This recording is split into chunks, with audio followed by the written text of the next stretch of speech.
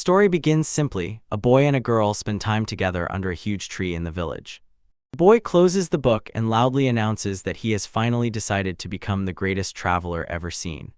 But the girl does not give up, firmly grabbing his clothes. She shouts that it is unfair because she will be number one. The boy is a little surprised for a second, but then simply gives her that huge, confident smile. She puts everything on the line and says that they both will become the best duo of travelers who have ever done it, which makes her laugh and joyfully exclaim about their great future together. Let's fast forward a bit. On the leaderboard filled with names and scores at the very bottom, RD place. The boy stands looking completely broken, sweating and not taking his eyes off the board. He falls to the ground and loses his head, shouting that he has not become better at all, and it turns out that for 4 years in a row he has been stuck in the very last place. While he is bent over in shame, people nearby begin to whisper and laugh at him, wondering how he even loses to these complete beginners. People around the guild do not spare mockery. They make fun of the boy and tell him to quit and become a farmer. They even gave him a nickname, Essen, the eternal outsider of the rank. But while he is bent over there, the mechanisms of the guild system never sleep. The adventure ranking is automatically updated every morning at dawn, recalculating everyone's places according to their freshest achievements and scores, and this is very important because the board seems alive. On it are the names of all active adventurers registered in the guild, and it is clear exactly who is in which position. Despite the mockery, the boy finds a second wind. He cheers himself up and shouts that he must pull himself together because he cannot afford to give up now. His entire aura changes. He raises his gaze with a calm, confident smile as if he has finally refocused. Making his way through the crowd, he reminds himself he must keep the promise to his friend. Suddenly, a huge commotion arose near the front of the scoreboard. Someone shouted in complete shock that a certain adventurer had just rapidly soared to 9th place. The crowd buzzed about the Ice Princess. Polaris people are simply going crazy because she is rising in the ranks faster than anyone in the history of the guild. One of the guys nearby starts boasting to his friends, as if he knew it from day one, saying she is special. Her aura is on a completely different level. The group looks around and gets goosebumps. They wonder why the boy in last place is standing and smiling at them, but he doesn't care. He tells himself it's time to get to work. The guys from the guild don't calm down. They laugh and tease that recently they saw that boy rummaging through the trash behind the restaurant. They mock him, saying he is the complete opposite of a star like Polaris. They say just looking at him seems to evoke the smell of garbage.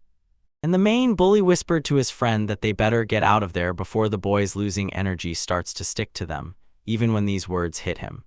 The boy stands silently with a forced smile on his face, waiting for the group to finally leave him alone. As soon as there are no more of them, he slaps himself on the cheeks to come to his senses, telling himself that he is already used to it and there is no point in worrying anymore. He looks over the city walls and tries to cheer himself up, promising to do his best today, as always.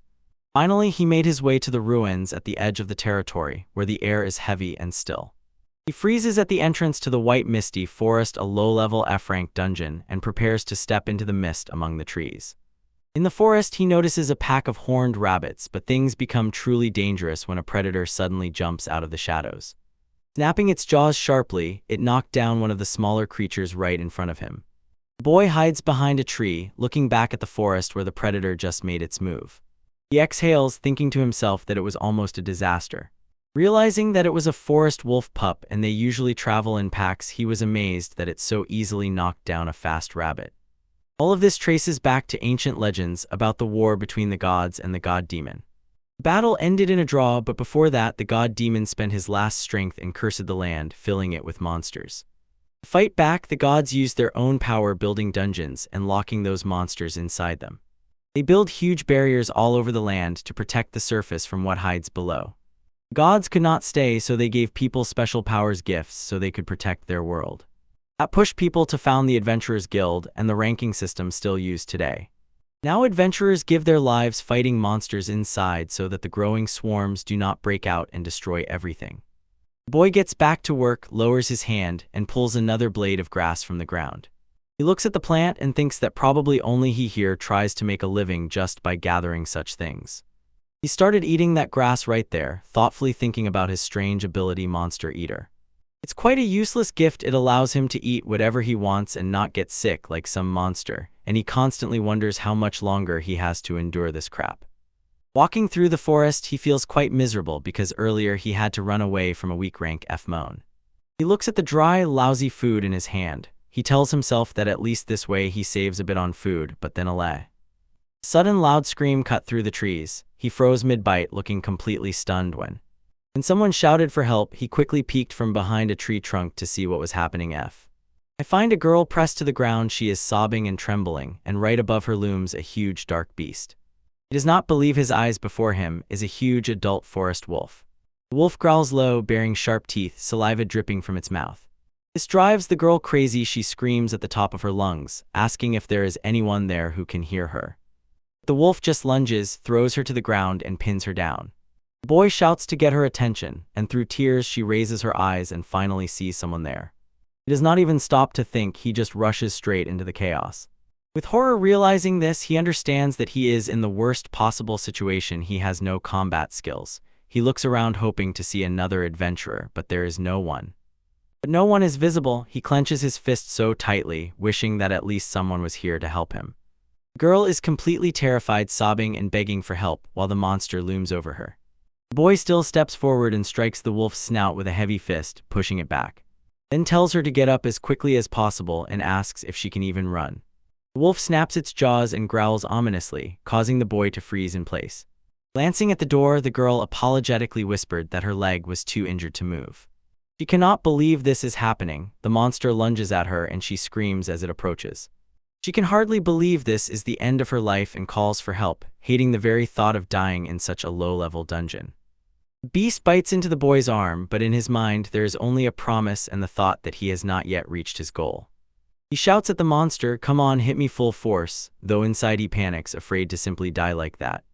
Looking straight into the wolf's jaws, he shouts again, trying to find the strength to do something.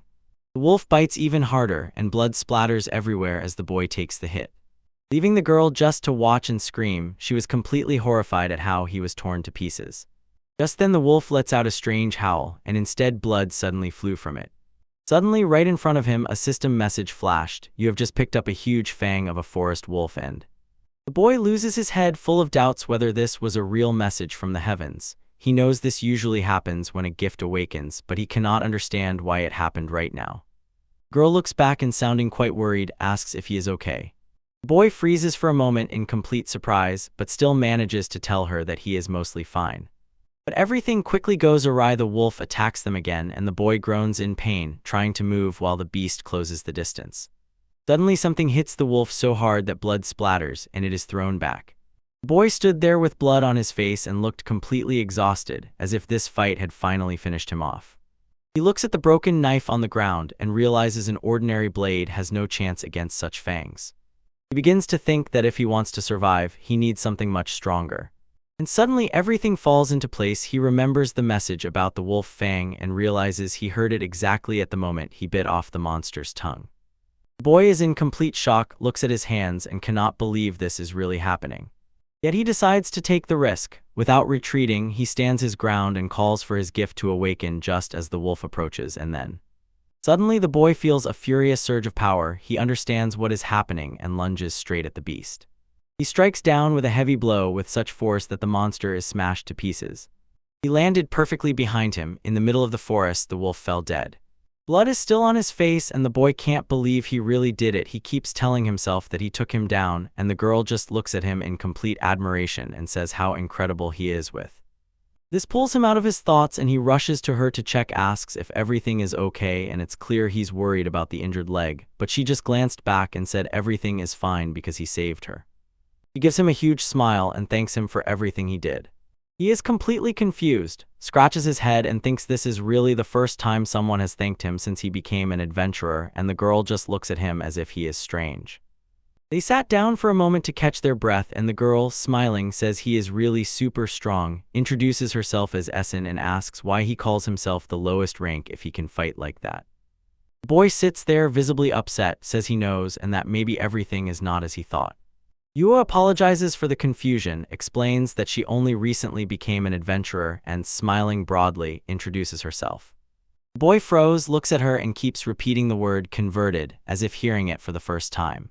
Yua explains that until recently she was actually an ordinary farmer, but in these forests she had a very important matter she had to resolve. It turns out that in this world there are the most diverse gods, for example the god of travels who grants adventurers special gifts and the right to clear dungeons. So merchants grab tasty treats from the god of wealth and peasants like her help from the god of harvest, and everyone has their own benefits. Yua noticed that if such a strong guy like him ended up in last place, then the life of an adventurer is much harsher than she had imagined, and the guy only smiled faintly. Before he looked at his hands and admitted that it was really the first time he had ever managed to make his gift work. Yui's jaw dropped when she asked if he was really a true lip. The guy froze, staring at the trees, and suddenly realized, all this time he had been looking at his power completely differently. The guy sits and thinks about his power, realizing that his gift is not just the ability to eat a lot, as he thought. Turned out, after eating that wolf's tongue, his gift worked for the first time. He begins to wonder if by eating the monster he really steals its unique abilities, and US says that he believes that's exactly how it happens. He had already tried eating monster meat both cooked and raw without any effect, so he decided that the secret was to eat it while it was still fresh. The thought that he could become much stronger finally dawns on him, and he is burning with possibilities. But suddenly he sharply changes his tone and asks Yua what she is even doing here, in these forests. He catches himself getting a little too carried away, starts laughing, and wonders if he is jumping ahead. The guy admits that someone stuck at the bottom of the rank is unlikely to be able to do much, but Eva just whispers that this is definitely not the case. He looked at her and called her by name, trying to understand what she was thinking. And she suddenly becomes very serious, saying that she knows it is a big request since he just saved her, but she needs a huge favor from him. Yua looks him straight in the eyes and asks for a big favor. She needs him to kill a forest cat. The boy can hardly believe what he hears and only repeats the name of that monster to her. She says that she desperately needs a rare mushroom that grows on the head of that creature, but her empty pockets have no money for a real paid adventure. She admits that she cannot manage on her own, but the boy says to wait, that creature is the strongest monster in the entire forest. Yua falls into despair and begs him, saying that this is the only way to find a cure for her mother's illness.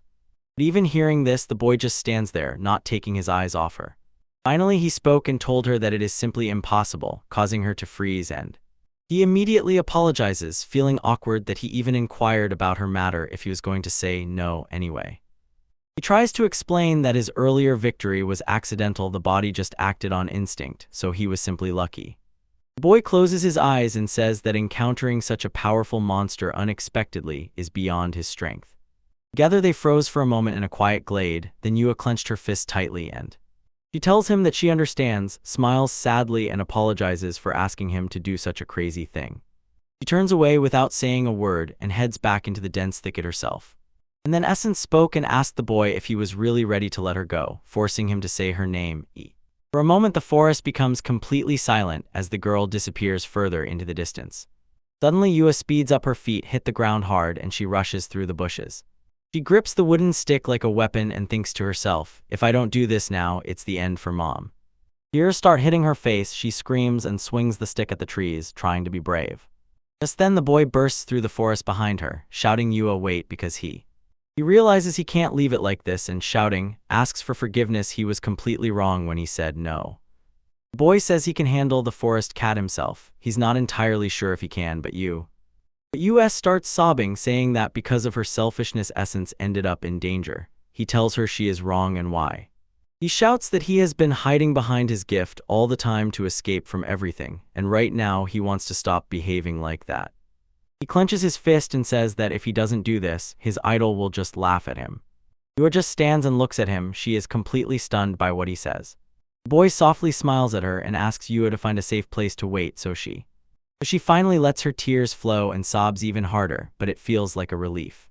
Her voice cuts through the silence among the trees as she says thank you to him, and she remains alone in the forest, trying to wipe the tears from her face. She feels bad. She considers herself selfish, although Essen is probably just as scared as she is. Essen looks back with a scratched face and wonders if he can help with something. He rushes through the dense forest, breaking back to the battle. Resolutely, she decides that she can no longer just rely on Yua. It's time to get to work.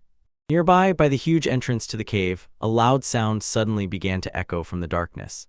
The forest cat is just sitting inside and looks completely calm, although in reality it is a huge monster. But the boy appears at the entrance and shouts loudly. He says he has been going to this dungeon for 4 years and knows every place where someone sleeps here. He stands his ground, saying he will not rise to higher ranks until he defeats the cat, so he orders it, "Show what you are capable of." The boy rushed forward with a knife, shouting that the first strike will decide everything. He rushes through the air at a crazy speed, looking for any chance to deliver a clean hit to the beast. But suddenly the cat disappears and the boy stands completely confused, trying to understand where it went. The forest cat lunges with a roar, its strength crashing directly into the boy's blade like. The blow throws everyone into the air, and the boy slides across the rough floor of the cave, just managing to stay on his feet. He cannot believe his eyes how fast it moves, and with every movement it carves deep furrows into the ground. He grits his teeth and decides he must force himself even harder not to fall behind. The beast breaks down from above like a blurred flash, but the boy reacts instantly and swings his weapon to meet the attack. But the cat simply jumped back onto the ledge and quietly meowed, as if it had not exerted itself at all. The boy becomes increasingly disappointed, realizing that his new power is worthless if he cannot hit the target. And it gets even worse when the cat starts moving so fast that he can barely see it. Suddenly he understands, the monster has been just playing with them all this time. He barely has time to react when the beast lands a heavy blow, making him spin and lose his balance. The boy cannot believe his eyes, the power before him is incredible, and he shouts that this monster cannot be just F-rank because. The forest cat rushes like a blurred spot. It delivers such a heavy strike that the boy is thrown backward.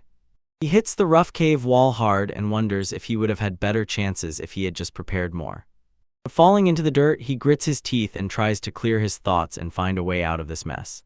Sweaty and scratched all over, he realizes he can do nothing until he finds a way to match the insane speed of this creature. And just when he is almost losing hope, suddenly someone calls his name. He raises his head and sees a familiar figure standing before him. It is Yua, and the boy is completely stunned. Appeared right in the middle of danger. He asks her what she is even doing here, and the cat monster just looks at the two of them. Yura admits that she really wanted to help him, and proudly shows the trap she set with a local rabbit as bait. But at the very moment she speaks, she loses her balance and falls, and the poor rabbit looks just as confused as everyone else. The boy grabs the forest rabbit and holds it tightly, looking completely stunned when.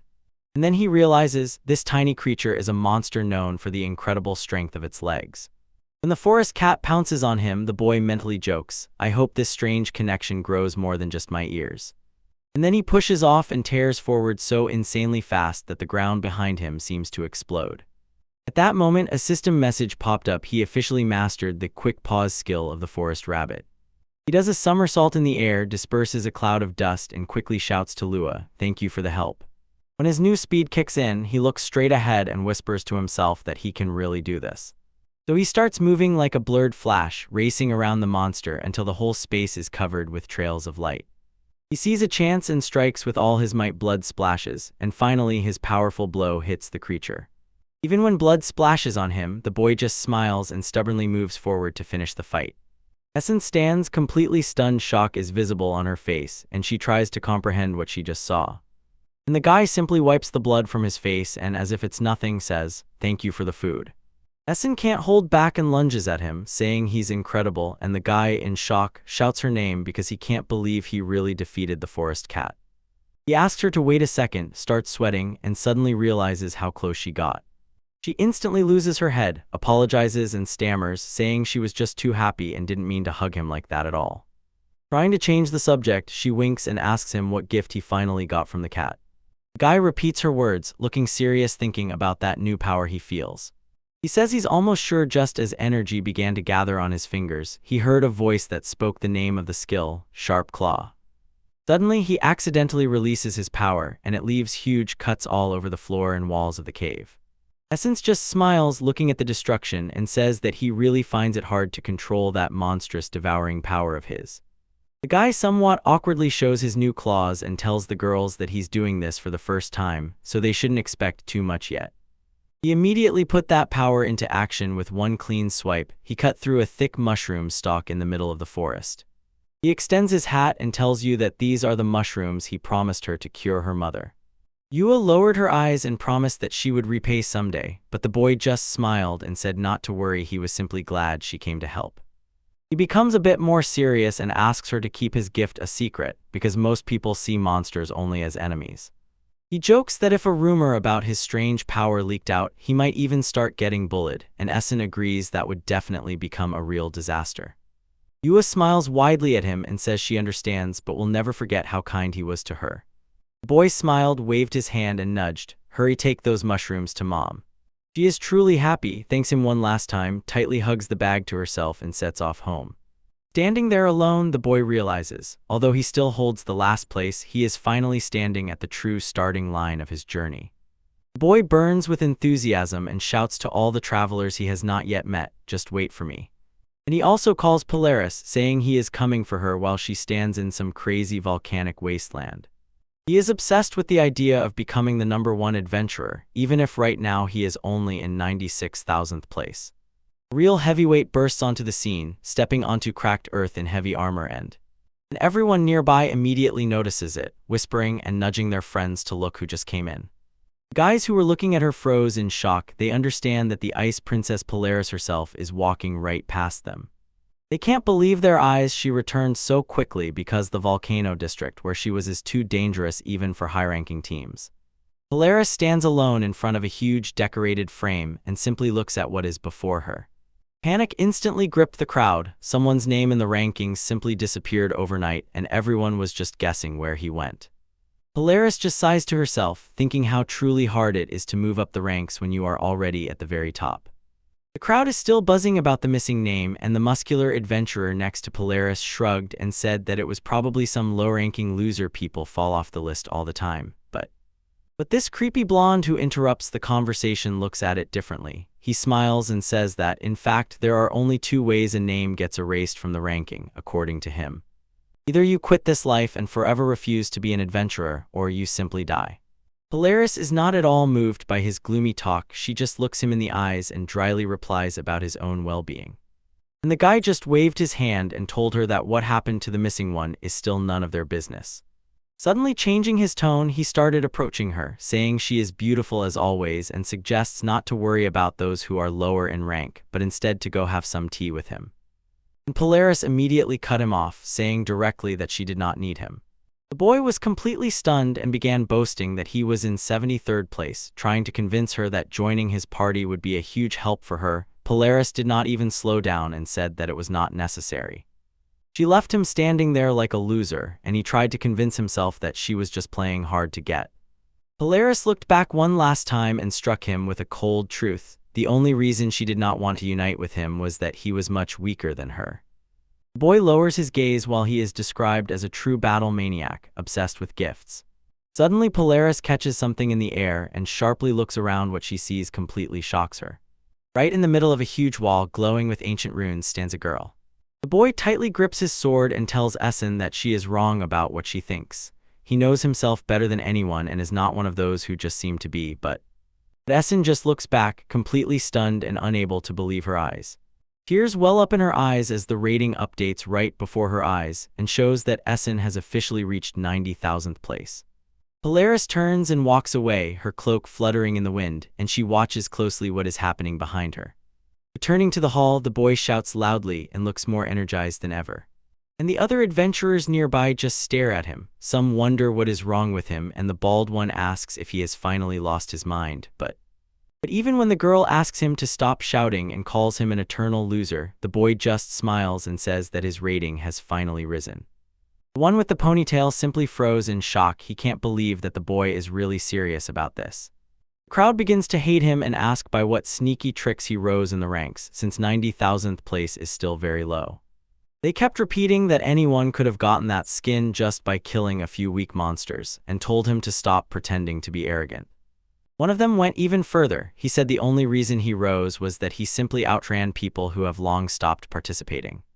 A woman passing by throws at him, "If you are so thrilled about a tiny jump in rank, then in the real world you will never survive," and the boy with the ponytail adds, "He has been a loser for so long that his reputation won't change overnight, no matter what happens." The boy just scratches his head and laughs, admitting that he is really right about his position.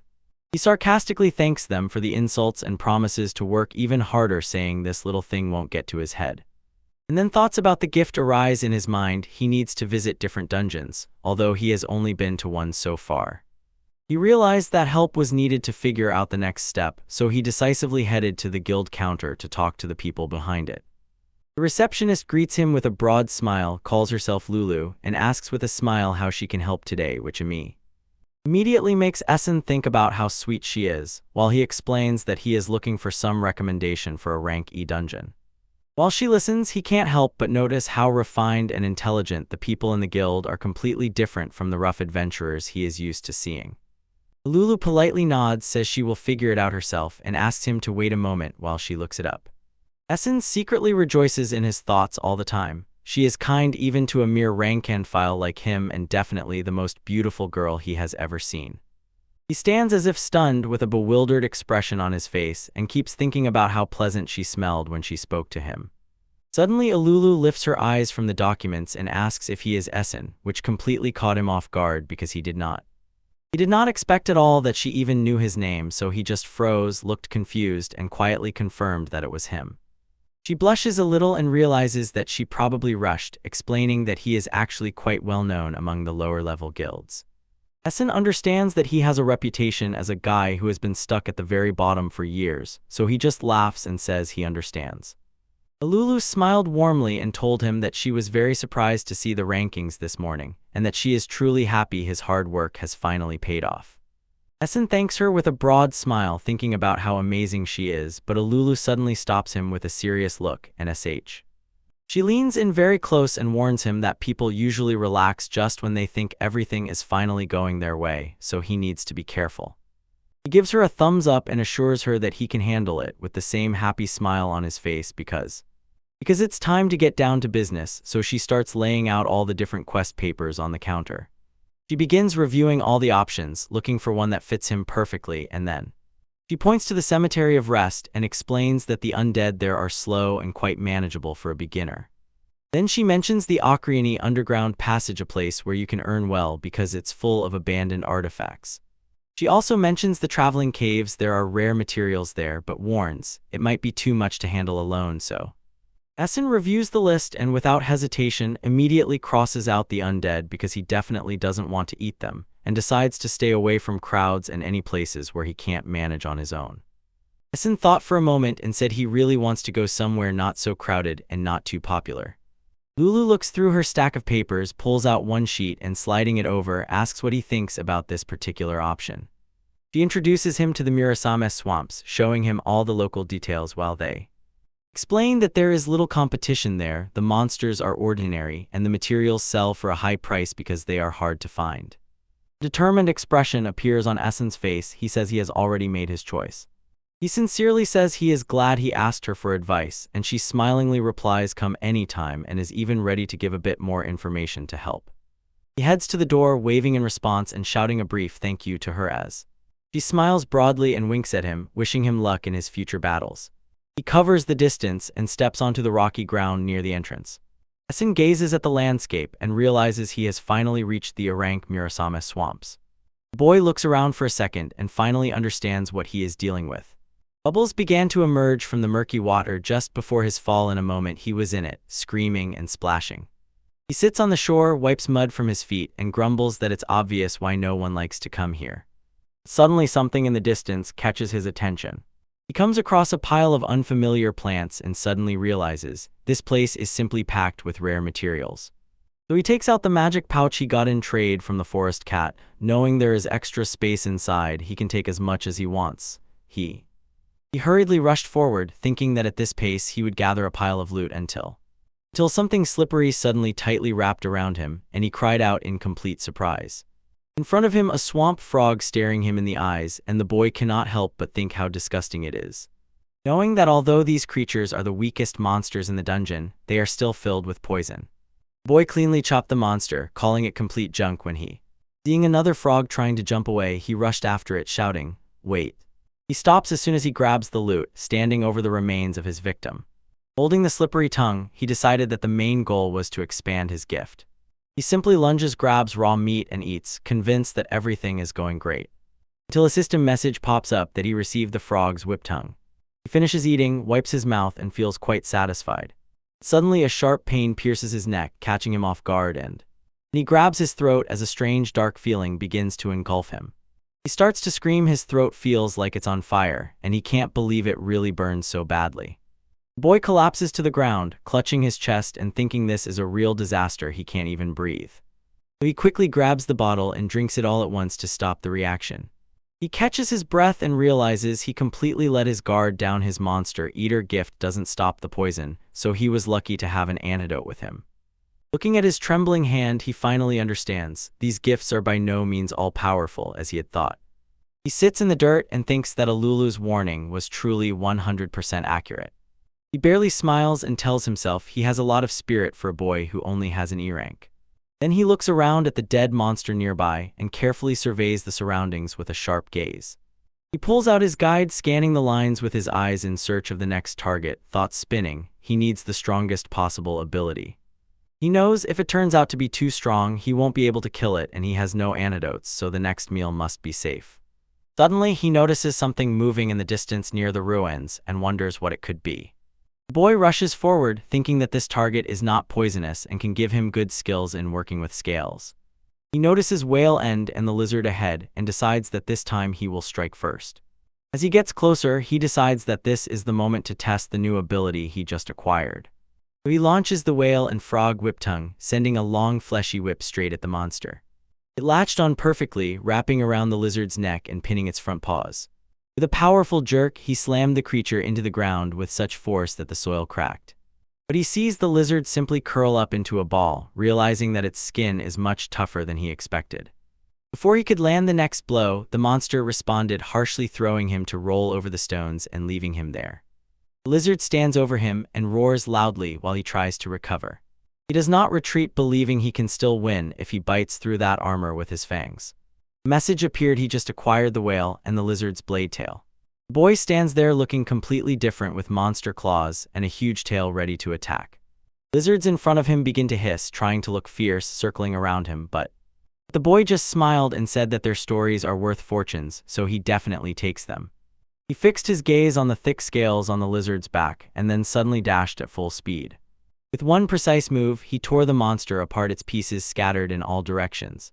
When the blood splattered, a wild look flashed in the boy's eyes and he says that he is really having fun. He suddenly realized every time he eats one of these things, his body and skills just constantly level up.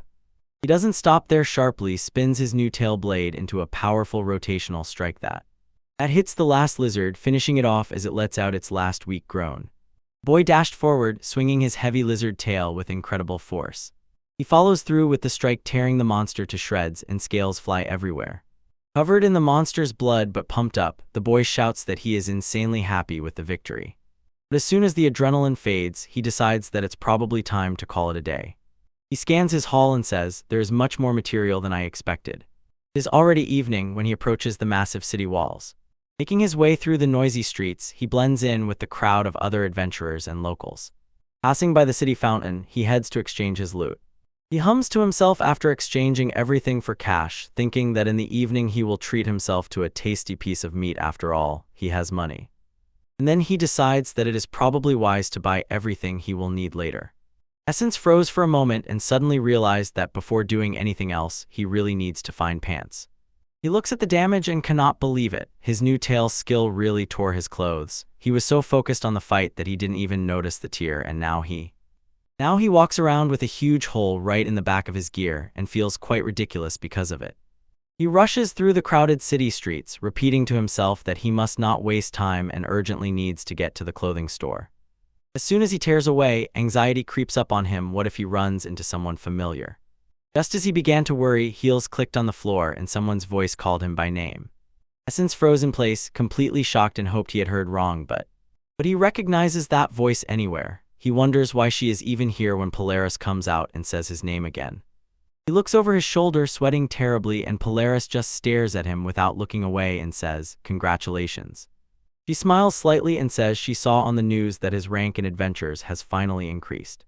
Essen looks very worried, sweating as he realizes how big this mess is now.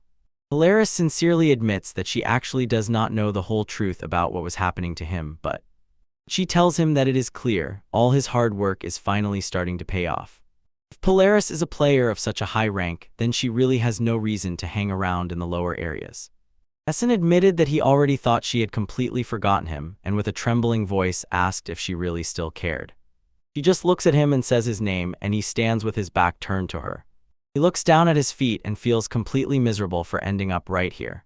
Polaris, with sincere hope in her eyes, asks if he will finally be able to go out and fight again. She suggests that they form a squad of 2, but Essen immediately interrupts her and says he can't. He stands his ground and tells her directly that simply won't happen, and Polaris remains standing in complete shock. Essen clenches his fist and admits if he really united with Polaris, his rank would have risen much faster. But he opens his palm and tells her directly, "I don't want to be such an adventurer." He says it's probably just his petty pride, but he stubbornly climbs to the top on his own. Polaris just looks at him and says that he is still as selfish, realizing that he hasn't changed at all. She stands in the middle of the street and closes her eyes for a moment, just absorbing everything around as if. When people passed by them, she finally told him that she understood why he thinks that way. Her face softens, she looks at him and says she will wait until he gets there. She gives him a wide, bright smile, repeating that she will definitely wait. Essen walks away, only throwing a light wave over his shoulder without looking back. That leaves him. He disappears into the crowd again and continues doing things his own way. The boy raised his fist and exclaimed that finally the fire was lit, time to prepare everything for tomorrow. Out of nowhere, he crashes into someone right on the street, and while the other just says oops, the boy quickly apologizes. The boy rushes away in a hurry, and the one he hit just stands with a strange smile on his face. The man in armor simply says he sees what is happening and, holding his own hand, suspiciously watches as the boy walks away. The scene changes, the sun is setting, and someone loudly called out to get the shopkeeper's attention. It turns out it is the boy near the clothing kiosk, politely asking the seller for a new pair of pants. Later the plot moves to the Thunder Peaks of Spirits, a high-level air-anked dungeon where lightning constantly tears the rocks. In the middle of the battle, a huge monster roared dully, and at that moment someone charged forward with a deafening battle cry. Polaris rushes wildly, putting all her strength into the dash, preparing to bring down the beast. She freezes with a serious look and activates the magic of the icy floor, turning the entire floor into a weapon. The huge creature was hit by a blast of pure cold. It let out a confused scream as the blow knocked it off its feet. Polaris doesn't give him a second to breathe, shouting the ice spear spell. She releases it. The ice spike tears through the monster's chest, and Polaris smiles contentedly, watching it fall. But this is not the end yet. She sees a lightning-fast worm sneaking up and instantly leaps up to catch it by surprise. The worm attacks, but she is too fast. With an explosion of icy energy, she slices the creature before it can touch her. She holds her breath for a moment, realizing she has already dealt with over 20 like these while the storm rages. It's just one fight after another, but she knows during the flood period in these dungeons, it is always like this. She focuses, calls upon the power of the frozen star to awaken the magic of eternal frost and put an end to the threat once and for all. Later, the locals come to thank her because, as every year she calms the monsters, she just smiles and says it's no big deal. Leaving the area, she sighed and hoped very much that at least a little would remain quiet and peaceful. Polaris just smiles and admits she doesn't care about the biology of the monsters at all. Her only plan is to take them one by one as soon as they appear. She leaves behind the quiet, snow-covered village to continue on her way. Meanwhile, the boy thinks about Essen and feels that he cannot just stand still, even though he said he would wait. He approached the carriage and asked to be taken to Libel. The coachman instantly realized he was dealing with an adventurer. A whole week passed since his path crossed with Polaris. The driver urges faster, get in, and the boy thinks that training in the swamps finally prepared him to move on. He jumps inside and realizes that he is not traveling alone on this journey. Behind him stands some guy, staring intently at him with his sharp, cat-like eyes. The stranger just smiled mockingly, laughing at him because he was stuck at the bottom of the ranking. The boy sits and thinks that this stranger is too rude for someone he just met. But he just keeps smiling as if he owns the place, and the boy looks at him completely surprised. The stranger asks me before introducing himself as Kit, and the boy sharply replies that he didn't even ask his name. The boy makes it clear that he is no longer at the very bottom of the ranking, but Kit just snorted and said he didn't care. Looking at him, the boy begins to doubt whether he really has such a high rank as he claims. Especially since his equipment is worn out from years of hard service, it's clear he has seen many battles. He must admit that the boy had some special charm, and it was then. Even Keith starts saying that rank E adventurers are actually tough, and asks the boy if he is even on the same level. He told the boy not to equate him with some eternal vile malice and warned, "The weak go home." The boy looks sternly and tells Keith to stop calling him that name. Essen stepped up close, looking him in the face, and decisively said, "My name is Essen, stop using that other nickname." Keith just closes his eyes and smiles crookedly, pretending to be sorry that Essen pushes away his kindness like that. But he lets it go, still calls him Pessin and throws, "Prove that you are really worthy to rise to the top." Essen does not accept this, says he will get there himself whether they tell him or not, and he does not have to prove anything to Keith. The scene changes, a stone wall looking at the horizon. The long journey has finally come to an end. The driver leaned out the window and told both that they had finally arrived at the destination. Essen jumps out, stretches his arms high, and shouts that such a long journey really wears you out. Keith tells him that he is acting like a real spoiled child, and Essen just shrugged. Nothing to be done, he has almost never traveled. Suddenly something caught his attention. He exclaimed. Standing on the wall and peeking over it, Essen is completely stunned. Before him finally spread the sea and the port town. Cat again calls Essen by that annoying nickname. Essen sharply cut in, "My name is Essence, what do you really want?" Keith smiles crookedly and warns, "Don't joke with my name or I'll shoot you," then asks if you're going to the dungeon. Essen tells him that for now he just intends to inspect the place, then throws a question in response. Cat only smiled and said he has much more room to maneuver than Essen, so he doesn't even start until tomorrow. Essen walks away, thinking how he even managed to come across such a weirdo. The path descends right to the very edge of the water, where the waves roar and crash against the stones. Finally, he reaches the entrance to the Erank dungeon, a huge place everyone calls the Whispering Reef. Essen stands absorbing everything around and suddenly realizes he really reached the reef of roaring waves. He remembers how Alulu told about a secret place where no one else goes, so he immediately heads there. Essen felt quite good in this place, thinking about how he could learn everything he wanted here. While he was tightening his gear, he thought, why not earn a little on the side by taking a few monster hunting tasks? It turns out that the dungeon, where no one goes, is always flooded with requests to clear it because if the monsters continue to appear and it becomes too crowded here, the barrier will break and they will rush at people. Lulu pushed him towards this job, saying that although the place is quiet, they actually pay quite well. The goal for today is simple. He just needs to track and remove 3 of those leaf crabs and suddenly he notices one of the monsters wandering in the water very close by. The sight of it reminds him of childhood stories about a monster invasion that almost destroyed the village, and honestly, forget about money and rank, he just wants something like that to never happen again. He understands, from time to time he will have to take on such tasks and act decisively to keep everything safe. The leaf crab was just sitting in the water until it suddenly felt him. The boy swings with all his might, his weapon barely left a dent, and he can't believe how tough this shell turned out to be. He is forced to retreat and retake his position in the water, because the monster immediately swung a giant claw that almost tore off his head. He is simply shocked by this power, shouting that a rank E monster should not have such strength. The crab does not retreat, its giant claws snap against each other, trying to crush him. The boy just smiles slyly and asks if the monster really orders him to bring this, because he is used to being underestimated. He immediately rushes back into the fight and shouts that he has had to endure condescending looks all his life.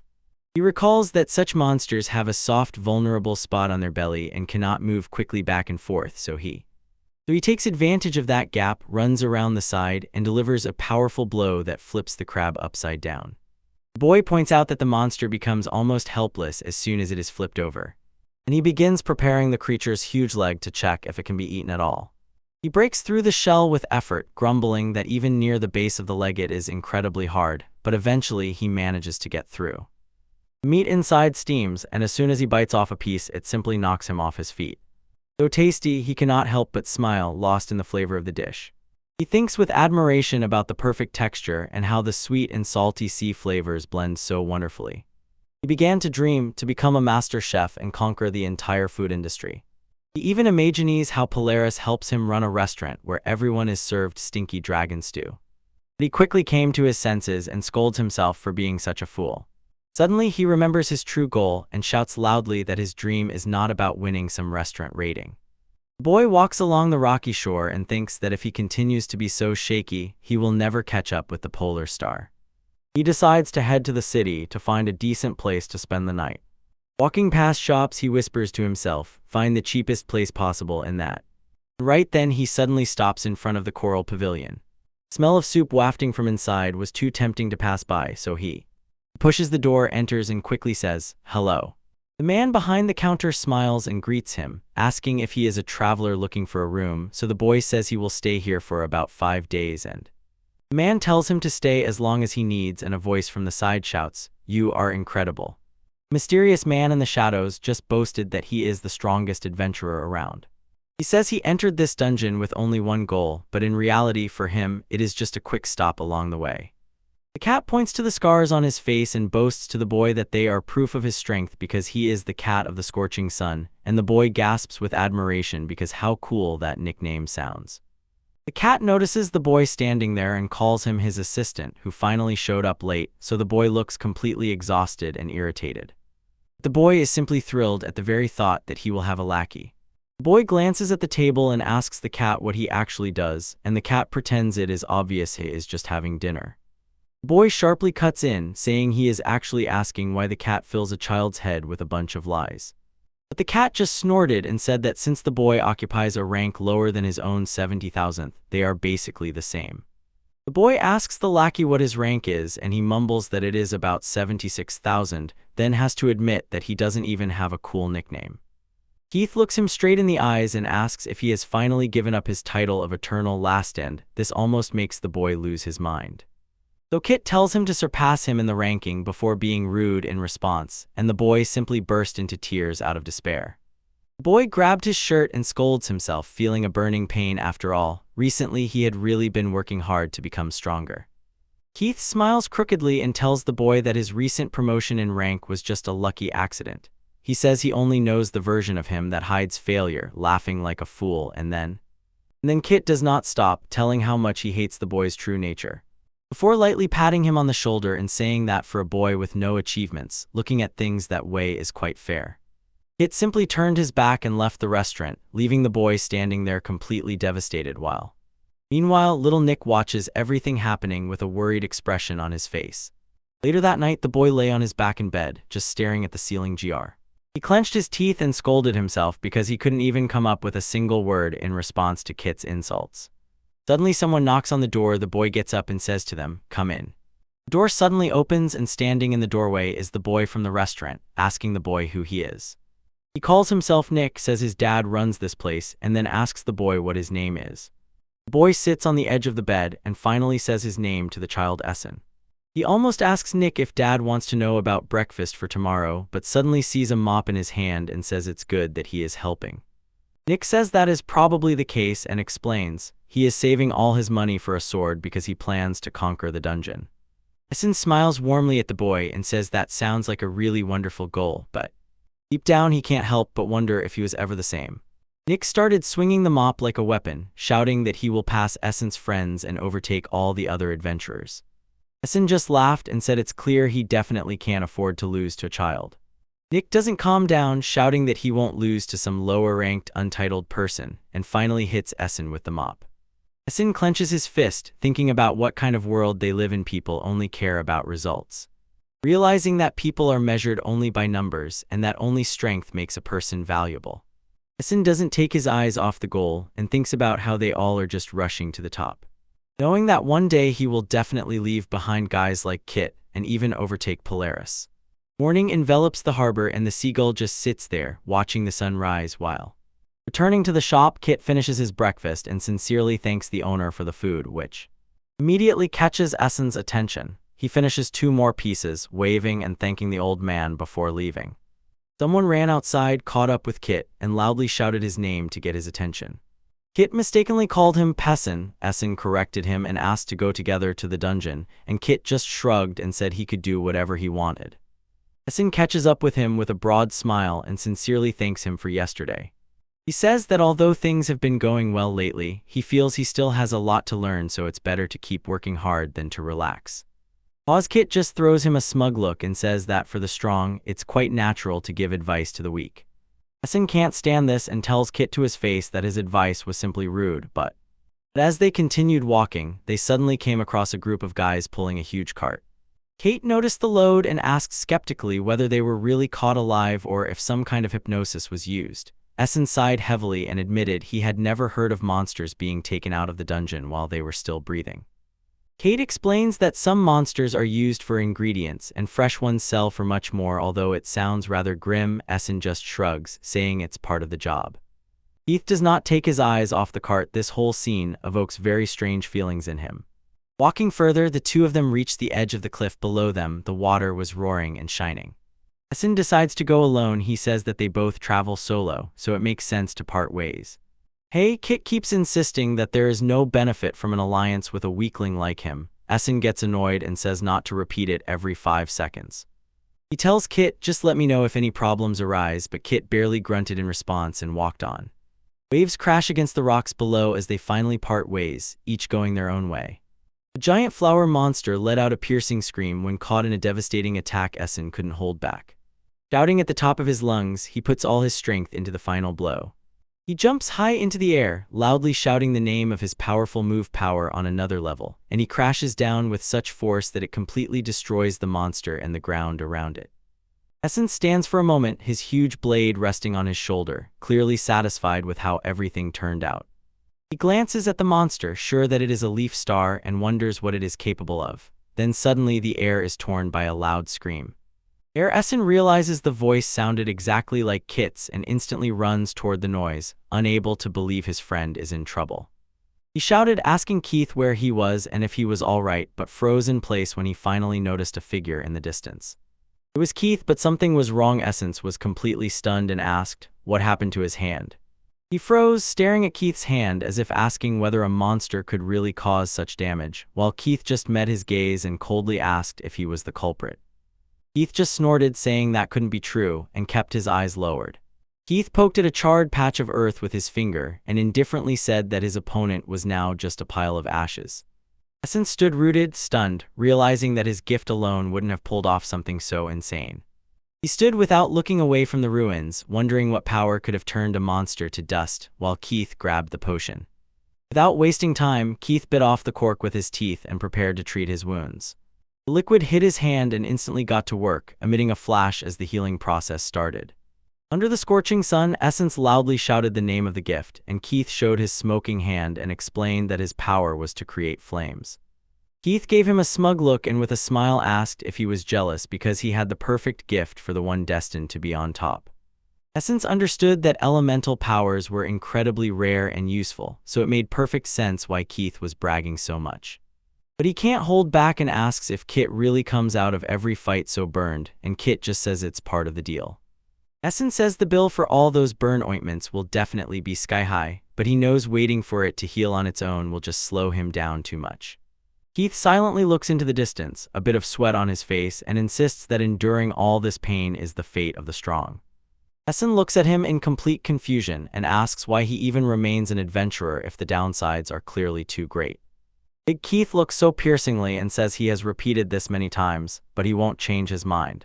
They stand side by side on the edge of a narrow path high above the abyss, and Kit looks at the horizon and says he will become the strongest. He clenches his fist, bandages peeking out, his face tense, and he shouts that he must become the best at any cost. Together they set off along a long winding road, like tiny dots against the backdrop of a vast landscape. Essen looks at him from behind and wonders if it's really worth giving parts of one's own body for strength, since everyone has a limit. He looks at the people running in the distance and can't understand how Kit's approach will actually make him the strongest. But suddenly his head sharply turns when he hears someone nearby shouting that the city is completely destroyed. Two guys rushed past Essen in panic, one shouting that the church must be warned about the journey in the Lord right now. Keith and Essen are walking along the path when suddenly Keith stops and asks what is happening here. From afar someone shouts that they have been found. Essen looks completely confused, and Nick calls out loudly to his older brothers. Nick rushes to them completely panicked and out of breath, causing Essen to shout his name. Keith asks him what happened while the boy bends over and barely says that something is wrong at the port market. He is scared and shouts that it is a disaster because monsters are attacking this place right now, which leaves. Essen was completely stunned by the news, and Keith's face instantly darkened and became very serious. Without saying a word, Keith bursts off like a rocket toward the city, and Essen barely manages to shout his name before he disappears. Nick pushes Essen, hurry up and follow us, but she is still standing in place trying to catch up. As if everything around is getting out of control, and I have no idea what the hell is even happening. Ahead is complete chaos, smoke and debris everywhere, people are fleeing to shelters and Essen just stands looking completely scared. The city is a total ruin, people are running away carrying everything they can grab, and the boy stands in the middle of this chaos just trying to understand why all this is happening. Nick says that some people organized an auction of live monsters, but suddenly they all started rampaging at once, and the boy just stood in shock. He can't comprehend how anyone could even try to sell such monsters. I remember the morning, everything seemed normal then, but suddenly a huge explosion of energy burst into the sky. The boy notices a huge pillar of fire in the distance and realizes that Keith is already right in the very hell. So Nick shouts at him to hurry and get to the port before the situation gets even worse. He shouted back that he was already on it, and the two of them rushed past the frightened crowds like. The boy says he had seen at least 10 of those things on a truck before. Nick asks if they really all went crazy at once, and the boy just shouts at the top of his lungs, "Keith, be careful and don't do anything stupid." But suddenly someone lets out a deafening roar, and a giant vortex of power begins to tear everything around apart. The huge creature was smashed to pieces by a powerful spinning blow that threw debris in all directions like small stuff. Keith looks completely focused, holding firm in the fight, and doesn't even notice how the monster's eye below watches his every move. He counted 2, then 3, and suddenly realized he had already knocked down 4 of them, standing amid smoke and ruins. But suddenly he realizes supplies are gone, and he starts sweating, remembering that he used the very last burn medicine while clearing the dungeon. Keith surveys the swarm of crab-like monsters and recalls how on the way here he deliberately tried to lure as many as possible to himself. He hoped he had taken enough of them, although it was quite likely that some of these things had already scattered to different corners of the city. His hand was already starting to look terrible from all this pressure, and he felt that his body would give out any moment if he didn't finish quickly. But he did not retreat. He leaned back, preparing for a powerful strike, gathering all the last bits of energy into one final move. Keith unleashes his move, Volcano Shot. His fist hits the monster's face with such force that it could level everything around. The beast emits a terrifying screech when struck, but only glares back in its gaze. It is clear it has not yet lost the strength to fight. Nearby, a girl screams. Everything becomes even more dangerous, and the person hiding in the ruins freezes in fear and just watches. Keith tells himself that he is strong enough for this, looks the monsters straight in the eyes, and shouts that this is the end for them. He has a crazy look in his eyes, and he shouts that he will not allow them to tear the city to pieces. And at that moment, the boy and Nick run to the scene and see Keith standing there with his hand completely mangled. The boy immediately shouted Keith's name as soon as he saw what condition he was in. Keith just looks at him and calls him a peasant, pretending that it doesn't even hurt him. Keith tries to look calm, but the boy immediately points out how damaged his hand is, and Keith just shrugs and says it's not a problem. The main thing is that the right hand works. The guy wasn't fooled and throws, "Doesn't he have any medicine left to patch himself up?" Upwards, Keith admits that he is completely out of supplies, standing amid the ruins with a serious look. He says it doesn't matter because right now only he can really do it. He understands that since Nick came all the way here to find them, there is no one else to fight. He knows he can't handle everyone at once, but still prepares to jump back into the fight. Keith shouts that he will deal with each of them himself. Huge explosion tears everything around, stones fly everywhere. The guy grabbed Keith and shouts for him to stop. His body is about to give out, but Keith sharply cuts him off, telling him not to meddle in his affairs. Without backing down, the guy says he will join the fight and asks Keith just to keep the flame under control. Keith sharply says he doesn't want help from anyone and that he better get out of the city before he gets killed, and the guy simply asks if they really have time to argue anymore. Suddenly energy explodes. The guy shouts that he's had enough talking. He looked down gloomily, said Yumi's name, and asked if they had really come this far. The guy plants his feet firmly in the ground and stands steady as a wild force begins to break out. Kit is completely shocked by what he sees and calls the boy a bastard, while Nick and the girl stand aside, completely frightened. Keith looks at the boy's new appearance and asks if he really is not a monster pretending to be human, but the boy says that he misunderstood everything. The boy stretches out his hand. It begins to glow with a strange light. He whispers that he did not want to show this because he knew what it would lead to, but this power is his true gift. Kayeth looks at the glowing hand and realizes, with such an ability the boy could search the entire city in an instant, but he knows that the boy wants to do it himself. Even knowing the plan, Kit loudly exclaimed that he still does not want to just leave him behind.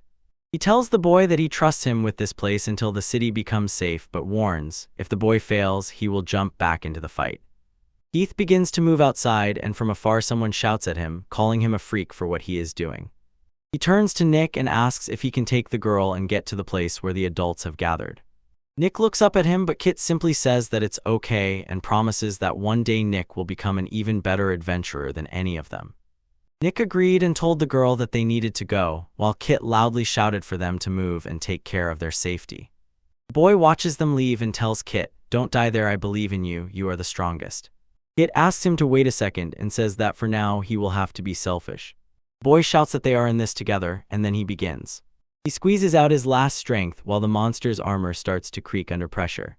He rushed forward, leaping high from roof to cross the city as quickly as possible. Quickly descending, he crashed right in the middle of a narrow street, and right there, he finds the girl pressed against a corner, completely breathless and trembling, while the monster looms. Someone looms over her and says she did it herself, and she just sobs. The boy dashed forward like lightning and struck the creature with a heavy blow that pushes it back just enough for him to check if the girl is okay. She manages to say she is, but tries to warn him that the fight is not over yet. He looks back and realizes he hasn't finished it off, and the monster begins. Sona is struck by a powerful blow of giant claws, and a scream bursts out as she forcefully puts the forest monsters into a deep sleep so they cannot attack, and the blonde next to her looks completely shocked, and Essen just stands and watches. A bit awkwardly, but the girl just laughed and said that Essen's gift is a whole different level. She says that with such power, even the greenest beginners can safely take down monsters, so because her own power is still weak for now, it's cool when S covers in the round. But suddenly her tone completely changes, and she asks why they just don't break up the party. She tells Essen that she actually never fights, she just falls asleep, and since she is now D rank, she thinks it's much faster to just kill the monsters right away, and she looks at Essen with complete disgust and says that it annoys her that Essen just reaps all the benefits. The guys who were here earlier start to leave, and one of them asks if her power really just lulls monsters to sleep. He says it would be incredible if it worked on high-rank enemies, but she has no combat experience at all, so this idea is hard to sell.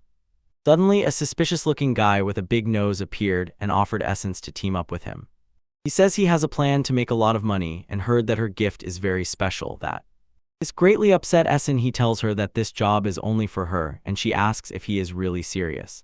The shot abruptly shifts to a brutal attack. Blood splatters everywhere. Essen screams as the boy gets hit. He bends over and writhes in pain after that move. He is clearly in a lot of pain. Essen simply can't bear it. Sobbing loudly, she repeats that she is very sorry for everything that happened. And the boy just wipes some blood from his face and tells her that it was really close.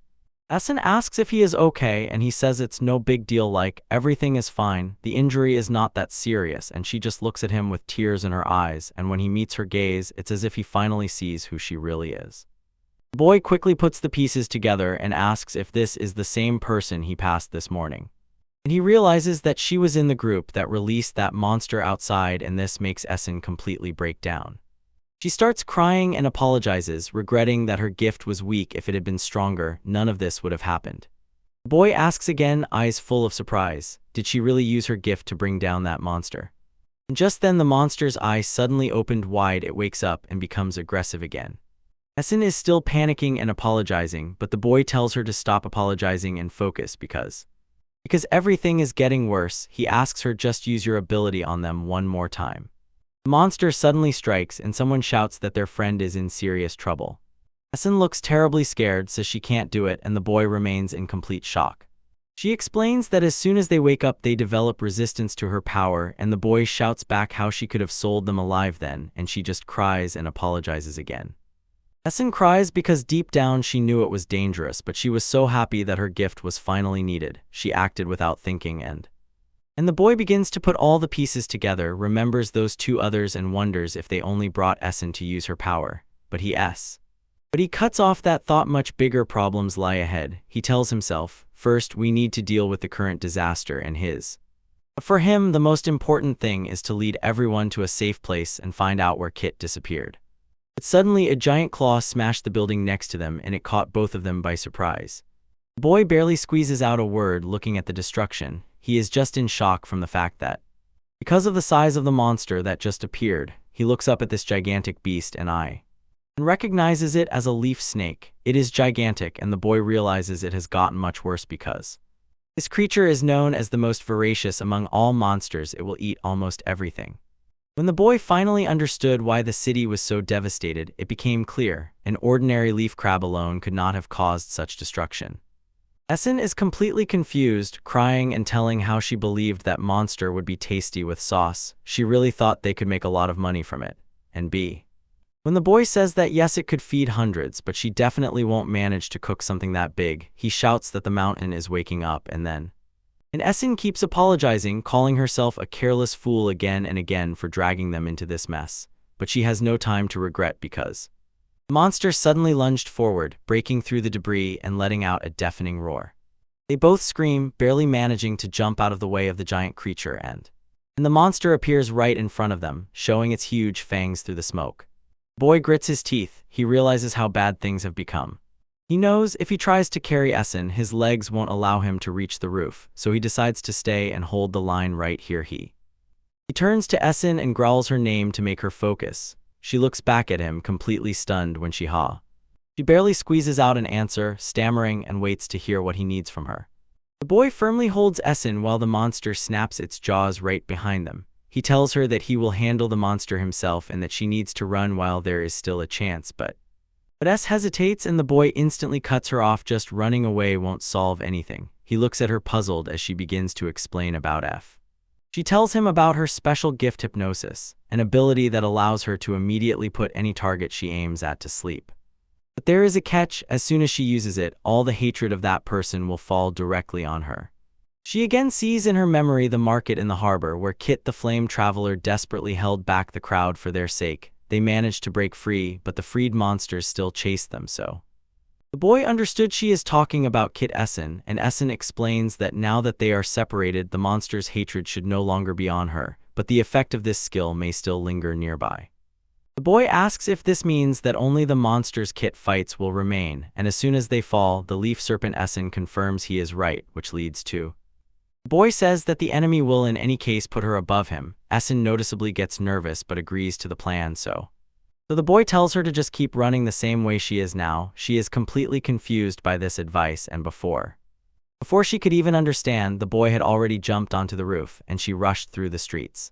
Essen completely loses her head, cries bitterly, and clenches her fist, begging the boy not to leave her. She is terrified that he seems really about to leave her, but shouts back that he would never do anything like that, and then suddenly grabs her to duck when something swift flew right over her. She ducked and screamed in full panic just as when the boy makes his move, shouting the special technique, sharp claws of the forest cat. He strikes with all his might, and a huge blow hits the ground right behind Essen. Meanwhile, she doesn't stop for a second. The giant maw of the monster is wide open as it simply exploded to pieces. A huge blast of dark energy or blood scattered everywhere, and the essence curled up in a ball on the ground. The entire area it is covered with dark spots from the explosion. Just sitting in the middle of that mess, trembling and trying to understand what happened.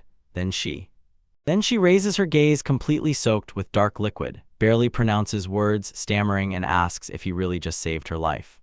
But when she looks for him, she sees he settled on top of a tall street pole and just sits there as if nothing happened. And he realizes that the plan really worked, although he looks a bit upset, muttering to himself, regretting that he couldn't grab the skill he was chasing. The boy jumps down from the pole and says that he's sorry for using her as bait. She barely manages to say a word when he says he has to leave quickly because everything is becoming too large-scale. He understands that the Church of the God of Travelers will soon intervene, so he asks her not to tell anyone about her secret gift.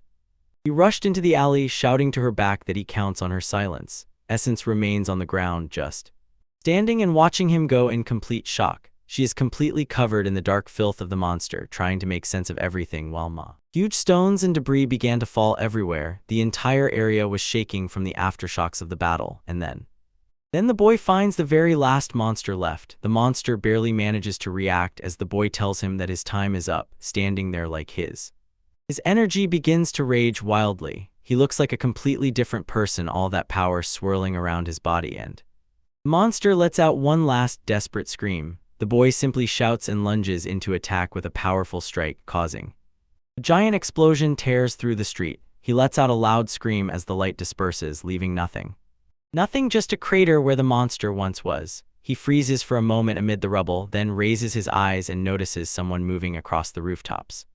The boy realized that the fight was finally over and shouted at the top of his lungs to Keith they really had dealt with all the monsters in the area, but and although he is completely exhausted, he says that the fire inside him still burns fiercely. He pushes himself beyond the possible while his body finally can't take it. He crashes into the dark water with a loud splash and sinks into that murky mass. He barely lifts himself to look around, frantically calling out if Keith is even alive, repeating that they won, hoping for any sign, while they both just plopped into that mud, completely wiped out after everything that happened. The boy crawls over and leans over Keith, his voice fading as he utters his friend's name. He seems about to break down until the cat finally opened his eyes, told the boy that he was too noisy, and barely audibly asked to stop all this shouting. The cat looks at the sky with a tired smile and still stubbornly claims that he is the strongest of all. The boy laughs a little and tells Keith that he really is something. How can you say that now? They both just lie among the ruins. And the cat asks if the boy's return means that the city is finally safe. The boy tells him, yes, to be sure it's finally over. The boy says he was delayed earlier. He was fending off a leaf crab and a leaf dragon, which took quite some time, and now he looks at this huge monster and wonders if they really won. He has not a single scratch, this makes him realize that he should have predicted this. He tells the others that he wishes they had warned him if they knew how heavy this thing was, and then it hit him like a shock. His wall of fire was not even close to being able to stop this. He froze for a moment in silence, then decides not to take risks, says he will return and walk the streets again to be sure. At first he grabs Keith and starts pulling him away, saying he will take him to a clinic or somewhere where they can help him. But the cat starts losing his temper, calls the boy a bastard and shouts to let go, says he can walk himself because when he is carried the burns hurt more, and still insists that he is the strongest here. The boy simply tells him, if you are really that strong then you have to endure, and he just brushed off the complaints like. The rest of the day they rush through the city. They even have to stop by a guild branch to answer a few quick questions, and when they finally returned to the tavern, the boy was completely exhausted. He says he just fell onto the bed and immediately fell asleep. The next morning the boy sets off, thinking that the clinic should be just not far from the tavern. He was walking when some girl in a white cloak noticed him and froze. She looks very happy to see him, even asks if he is the same boy named Essen who might. This confuses him a bit. He tells her she is right, although he does not know who she is or what she wants. She jumps for joy that she guessed his name, calls herself Felsi, and strikes a dramatic pose while explaining that she is a priestess from the Church of the Journey in Boz. She asks if he has a minute to talk about the mess that happened yesterday. The boy stands, absorbing every word as she again names herself, so he definitely knows she is from the church. They stand in the middle of the path when she asks once more if he has a minute to talk about that incident. He looks a bit tired but assures her that everything is fine and that he can talk a little more, although deep down he knew the church would intervene as soon as everything exploded, as it did. He was just waiting for them to show up. Felsi breathes a sigh of relief, saying, "Thank God," says Essen is probably already exhausted from everything that has been happening lately, but adds they both need to try. She sets off and tells him to follow her, and Essen walks behind, thinking that the people from the church are actually a much bigger hassle than the monsters. It turns out the Church of the God of Journeys is just a large group of people who have devoted their lives to serving that god. They also take care of adventurers with special gifts, and all their work is actually divided into two completely different directions. The first thing they do is immediately give blessings to everyone who decides to become a follower of their faith. Every time a child turns 12 or someone decides to accept the faith, they go to the church to receive the blessing called the gift. The second part of their work is much more serious. They punish every follower who breaks their rules. While secular authorities deal with everyday crimes, everything that violates church law is entirely in the hands of the priests.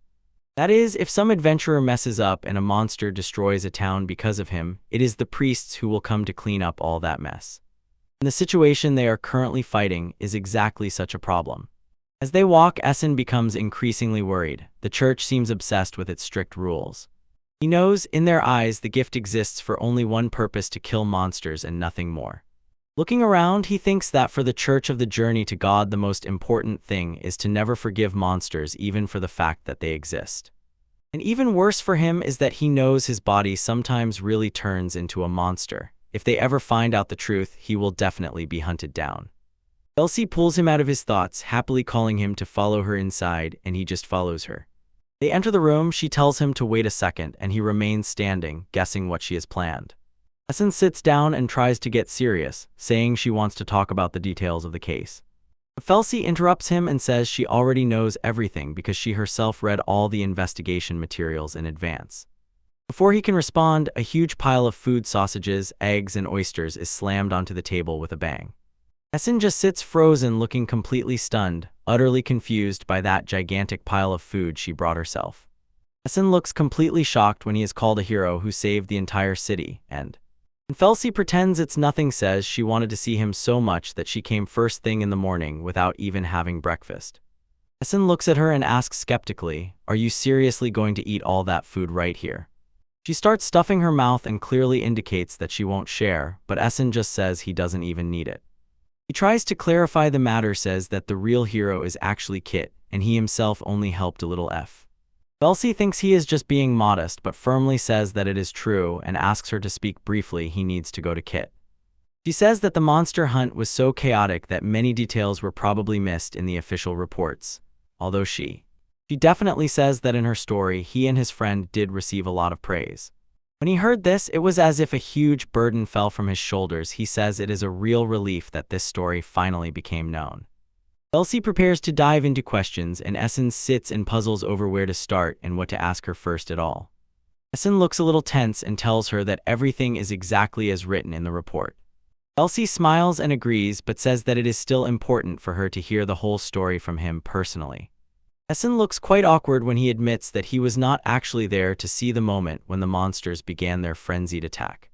He explains that he learned about the attack only when he was returning from the dungeon and fell. Elsie continues eating her lunch, nods, and at that moment realized that he was not in the city at all when everything started.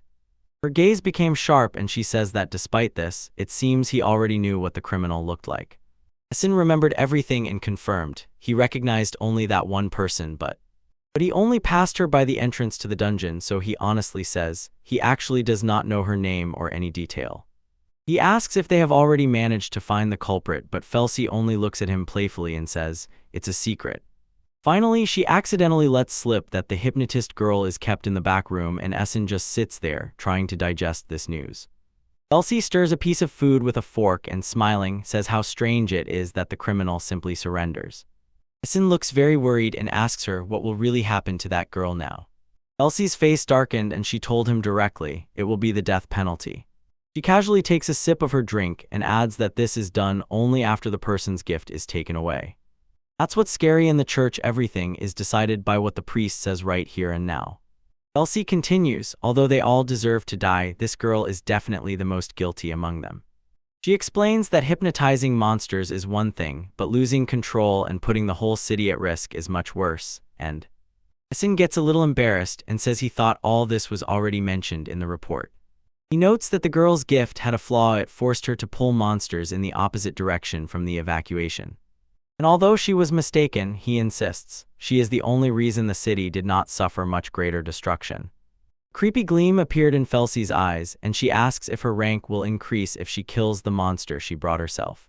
The question leaves Essen speechless, and he simply sits in oppressive silence as his tea slowly cools. Soon she lightens the mood a bit and says that she basically understood what happened. Essen tries to stay calm and tells her that he is just glad he was really able to be helpful. Elsie looked at him and said she was sincerely glad that both he and Kit were nearby to protect the city. She bows her head low and solemnly thanks him on behalf of the entire church for what he did. Essen is a little embarrassed by all this and just gives a short, nervous reply. He decides it's time to leave, says he is about to go, but just as he is leaving, Elsie picks up a rumor people supposedly saw a monster that looked like a human, or a human who looked like a monster. And she looks him in the eyes without looking away and asks if he happens to know anything about it. Elsie looks him straight in the eyes, smiling politely, and asks if Lord Essen has any ideas. Essen is in complete panic and shouts that he knows nothing at all.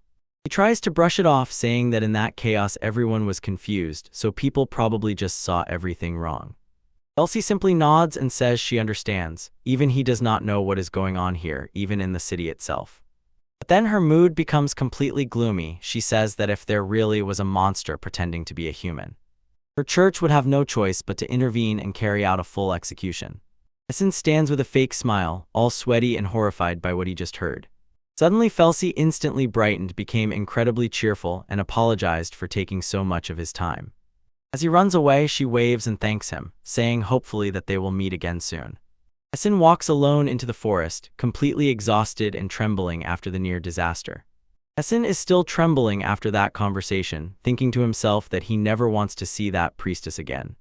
He heads back to the small stone building standing at the edge of the forest. In the quiet clinic where laundry dries on a line, finally everything begins to calm down, but Keith looks terrible. He is wrapped in bandages from head to toe, like a mummy. Essen enters the room and quietly utters Keith's name, a slight anxiety visible on his face. Nick instantly notices him and loudly calls his older brother, and Essen sees that the guy has indeed made it there. Yor looks up with a relieved smile, asks if that guy from the restaurant is with him, and says how glad she is that Essen is safe. Essen approaches the bed and tensely asks everyone how Keith is really feeling. Keith's voice breaks through the blankets. The doctor said the wounds have healed, but he must lie down until the new skin takes hold. Essen explains how doctors also receive a special healing gift from the gods, then smiles with relief his friend will be okay. Keith begins to make muffled sounds from under the blanket, and Essen leans in trying to hear. Keith lets out a loud, irritated scream through the gauze, but Essen simply says he doesn't understand a word, though he's glad Keith is at least alive enough to complain. Keith covers his face with his bandaged hand and asks the children not to look at him while he is in such a miserable state. While Essen looks at them, he says he really hopes this whole situation won't leave the children with some childhood trauma. Nick does not accept this and tells Keith that he is wrong because he actually considers Keith super cool, so this simply cannot be. He catches the big guy by surprise. Nick does not stop, telling him that he was incredible during yesterday's fight and is still just as cool today. Yua instantly rushed to back him up, then looked at Keith with big, hopeful eyes. She asked him if he thinks that someone like her could one day grow up and become an adventurer just like him. Keith blushes confusedly, turns away, and grumbles gruffly, while Essen stands aside thinking that they are all weird. Despite the grumbling, Nick and Yua just stand by the bed with huge smiles, proudly looking at their friend. He waves goodbye to the guys as they set off, and Nick says he has to hurry back. He needs to help run the shop. Leaving Essen alone with Keith, Essen watches them go and says he is sure those kids will grow up to be incredible travelers, which caught Keith by surprise. Essen does not stop, telling the big guy that seeing how you fight like that, there is no doubt you can do it too. Keith snorts a little and says he already knew that, pretending it's no big deal, and then he just lies in bandages, finally having some quiet to rest. Later Essen spoke again and asked for a favor. But he freezes for a moment, completely stunned. It seems Kit has finally spoken his real name. The scene shifts to another place, an E-rank dungeon called the Reef of Roaring Tides, where Essen catches up to Kit on the street, carefully examines him, and with a smile says he's glad to see him again in perfect shape, and Kit just shrugged and threw Essen a line. Who do you think you're talking to? I'm fine. Kit warns Essen to keep his head in the game while they move, but Essen just smiles and says, leave everything to me, because they come face to face with a huge one-eyed monster beetle that looks ready to smash them. The creature is hit by a powerful energy blast, water and debris scatter everywhere. The scene instantly returns to the hospital. Someone loudly calls Essen's name. Looking at the forest, the voice says it has only one request, and in Essen's room, he is nearly stunned that Guy is really asking him for a favor, and Kit looks away, awkwardly blushing, confirming it. Kit sharply cut in, asking if he has a problem with that, which only makes Essen laugh, remembering how often Kit used to call him a loser. But he quickly says he's just joking and immediately asks what is the favor about. Kit admits that casual jokes really make his life easier and finally gets down to business, asks Essen to help with hunting the monster. Keith instantly recognizes the monster as a leaf shrimp, and Essen asks if it is the same giant creature that everyone in the Tide Reef calls the strongest. It's Essen's calls, but Kit just sits on the edge of the bed, clenching his bandaged fists so tightly that they tremble. Keith begins to talk about himself, and Essen just watches as he struggles with every word. Suddenly he breaks down and calls himself weak, completely disappointed with his limitations. He says that although his gift is undoubtedly the most powerful, his body simply cannot withstand all that power. And the dungeon is full of water, so it is a terrible fight for him. The best he can hope for is a draw. He looks straight ahead and admits, a few years ago he completely stopped even trying to clear that place. Essen finds it hard to believe that this is from him, especially after that crazy trick Keith pulled just yesterday. Keith, with a serious look, begins to explain what made him behave that way. He just told Essen that the monster he saw reminded him of his hometown, and that was it. It explains that he does not think anyone deliberately released those monsters. It's just that he once saw an invasion of Monster Zone that wiped out his entire village. Essen just listens while Kit tells how he apologizes for bringing it up, but Essen says not to worry at all. Kit continues and says that although his home was definitely destroyed in that chaos, there was still a glimmer of hope in this story because even despite all that destruction, not a single person died. He looks around at all this and suddenly realizes it was all thanks to one brave adventurer who saved everyone. The boy was so badly hurt that he had to quit adventuring, and he could have stayed in the game if he had just waited for help, but he decided to save those who stood right in front of him. Kit, recalling that scene, thinks about how that man stood firm and single-handedly protected every villager. Kit looked at Essen and told him that for him, that is true strength. That's what he believes. Essen absorbs all this and smiles, finally to tell Keith that's exactly why he said he wanted to become stronger. Keith lifts his eyes from the hospital bed and tells the boy that he has to get that reward for the leaf shrimp because the boy is a bit confused by the request. He repeats the monster's name, wondering why it is. This is what matters. Kit explains that if they manage to defeat it, the guild offers a reward called Blessing of the Water Spirit. It is a special power known for healing and reducing burns, exactly what he needs to get back on his feet, and the boy is delighted, shining with a wide smile, and says that this reward seems made just for him. Keith notices the boy smirking and immediately irritably demands to know why he is making that silly grimace, but suddenly he becomes serious and asks why the boy is really so persistently helping him. The boy simply tells him that he felt they both have the same flame burning and he just moved on. The boy dodges a huge shell and the monster splashes into the water with a thud. Barely dodges the attack and Smalls understands that this thing is huge but moves much faster than it seems. Kit complains that the slippery floor is a total mess for him, but the boy just tells him to stop whining and calls him a slowpoke. A stern expression appears on Keith's face and he warns the boy, if you mess this up we are both finished.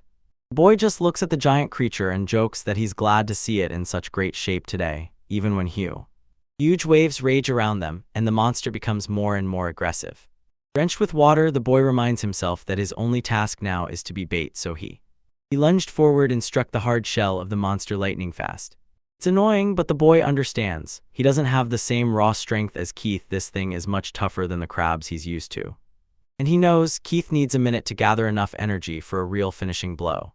The strategy is simple. The boy will use his speed to gradually wear down the monster's health and exhaust it, and then Keith can come in and finish it off, so the boy started hopping on the rocks, leading the giant beast on a frantic chase across the water.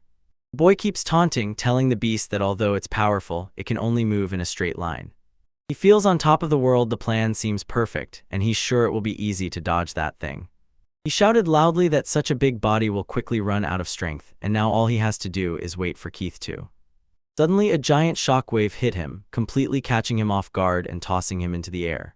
Standing aside, Keith sees the strike and shouts Essence, looking as if he's starting to panic. He grits his teeth and calls his friend again, eyes wide open as he realizes how bad things have gotten. They realize too late that they are looking at the shrimp's best move, a special air cannon that destroys everything in its path. The monster releases a huge explosion. Again, the water bursts, and breaking waves rise all around. The cat makes a sound of frustration and rushes into action, dashing through splashes and smoke as fast as he could, because finally, he reaches the boy, asks if he is okay, and at the same time tries to protect him from the consequences. The cat looks ahead with wide-open eyes, all sweaty. He has just realized what trouble they got into. The boy tries to apologize for letting his guard down, but Keith sharply cuts him off, saying that the enemy cannot be underestimated just because he is on the team. The cat asks if the boy can still move, and when he says he can, he adds that they need to gather quickly. He explained that they had to use a fire charge to make that rescue, and it left the boy in panic about what would happen next. The child asks if there is any way to recharge right now, but there is no time to talk because suddenly another powerful energy explosion swept across the battlefield, causing Keith to dive aside. Keith groans that now it will get really hard. The monster has decided to make him the main target. But he freezes for a moment, notices the beast through the smoke, and realizes that something is wrong. The monster intently watches them with its single eye, aiming simultaneously at both and loading its weapon. The cat instantly understands, if there are two of them, then the monster has two guns ready to fire. When the realization dawns on him, the boy starts to sweat. He asks what this really means for them. How? When the monster moved and began to destroy everything around, the cat understood. The monster is aiming at both simultaneously, forcing them. Crawling through the mud, the boy curses under his breath, trying to outrun the explosions. They look completely exhausted, and he realizes that if the attacks continue like this, they won't even have time to catch their breath or try to recover. Yet Keith stubbornly moves forward, though covered in bandages. Someone calls Essen while Keith tries. To find a chance, he decides to act immediately, and suddenly a huge cloud of smoke rises. Covering the entire area, the smoke spreads across the field, hiding them from the monster's sight for a second, and the attacks finally subside, and the boy, eyes wide with surprise, asks if Keith's gift can really do this, but Keith only says it's just a distraction and won't last long. He adds that by playing too cautiously, they are actually ruining themselves. He knows that hiding every time the monster shoots won't bring them victory. They know once the burn ointment runs out, they will have to stop for today, and the boy just looks at the ruined clothes and agrees doesn't want to spend more money on a place to stay overnight. Cat glances at the boy for a moment. Then he asks if his gift really allows him to transform into any monster, but the boy just shakes his head and says it doesn't work that way. Instead, parts of monsters he eats simply appear as new skills he can use. And Cat thinks about how crazy this gift is that steals and devours, and jokes that the kid might one day turn into a monster himself. This clearly gets the boy upset. He tells the cat to stop saying such creepy things, but Keith just gives him a serious look and says not to worry. He promises that if that ever happens, he himself will intervene and handle it personally. The boy did not feel calm at all. He couldn't tell if the cat was really trying to help or just being too persistent, but now they have bigger problems. The cat notes that they have no monster skills that could really hurt the beast they are fighting, so the boy suggests just eating that creature to steal its power, but quickly realizes, easier said than done. Approaching that monster is like sentencing himself to death. But he decides that in the next round he will draw attention himself and is already looking for a weak spot. He asks if the antennas are unattended, but immediately begins to doubt himself. He fears that the creature will just pierce his throat if he tries to do anything. The cat is clearly irritated. He asks the boy, whom he considers the one who ruined their plan from the start, and then tells him to just step aside and let me handle this. But the boy is still a bit anxious and reminds the cat, even if he manages to eat part of the monster, there is no guarantee that a skill will drop that will actually save them. So Kit says that he knows this well. He thinks, even if this is not a perfect solution, more weapons in the arsenal are still better than nothing. They met eyes, their eyes burning with pure determination. Both shouted that it was time to move, and the giant monster is just sitting in the middle of the lake waiting for them. Suddenly, right in front of them, a huge splash of water exploded, catching them off guard for a moment. Keith stands on a rock in the middle of the water. Clearly irritated, he realizes that his attack did not hit as he wanted. He raises his hands, they begin to glow with power. He admits this was not in his plans, but for now he will become bait, distracting. The monster unleashes a huge attack. Water rises and flies in all directions around it. Tensing up, Kit suddenly notices the monster's attacks lose much strength when launched from afar. The monster's attack crashed into the boy's defense. A giant shockwave burst out. Energy constantly spins in a wild whirl. The boy suddenly realizes that the two forces simply cancel each other out. Kit looks focused and says that this is not cancellation. In fact, this is synergy. They both break through the explosion, merging their powers into a powerful counterattack. The girl watches as the boy lunges at the monster, and Keith is locked into the fight. Suddenly, a notification appeared on the screen. He just acquired the skill Leaf Shrimp Blank Cannon. The boy says he will use it right now, rushes forward, and he releases a powerful blast that cuts through the water and flies straight at the monster. He is shocked. The recoil of the attack hit him much harder than he expected. The boy thinks his last strike failed to bring down the monster, but Keith shouts that everything is fine, leaving the boy completely surprised when Keith explains how the monster's air cannon works, compressing air in its claws. He thinks that if he shoots fire at the exact same moment as that air cannon, they can create something huge. They both push against the pressure, and the monster relentlessly pushes back. Keith shouts that there is no time to explain, and tells the boy to just fire the air cannon at full power. The boy asks if such a move will really be enough to win, and Keith honestly says he doesn't know, but they will have to take the risk anyway. The boy decides to trust him and says that he is in because Keith releases his flames of grandeur, and at that very moment the boy launches his explosion. Two forces merged into one gigantic beam that struck right into the monster's chest. And suddenly everything explodes, piercing a huge hole right in the middle of the beast. The cat and the boy watch intently as their combined strike hits the target directly. The monster was completely torn apart by a powerful explosion, and smoke filled the entire area. When the dust finally settled, they both stood among the remains of the beast they had just felled. The boy began to shout joyfully, exclaiming that they had indeed caught it, while the cat just stands and watches.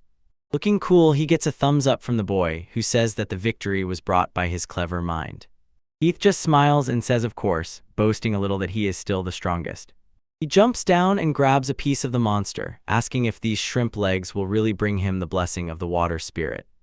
Looking at the prize, he notices that it was slightly burned by the explosion, but thinks it will still do. He holds his leg raised to the sky and thinks about how this will lift him to a completely new level. Kate asks what's next, and the guy, shaking his head, admits that without money he has to go home. He doesn't even have enough for the entrance. The guy glanced at Keith and asked, "What are you going to do now?" Now Keith says he will stay a little longer after all. He promised to help teach his new apprentice. The guy realizes this is the moment their paths diverge, says goodbye, and Keith adds that he hopes that next time they meet again, both will be the best adventurers. The guy just smiles and says that's exactly what he intends to do. When they went their separate ways, the boy threw at him, "You really helped me, thank you." Keith looks back with a smile and loudly shouts his thanks. The boy laughed and said, "You're welcome, no need to thank me at all." They seal it with a firm fist bump and finally set off. Everything shifts toward the huge stone entrance of the main headquarters.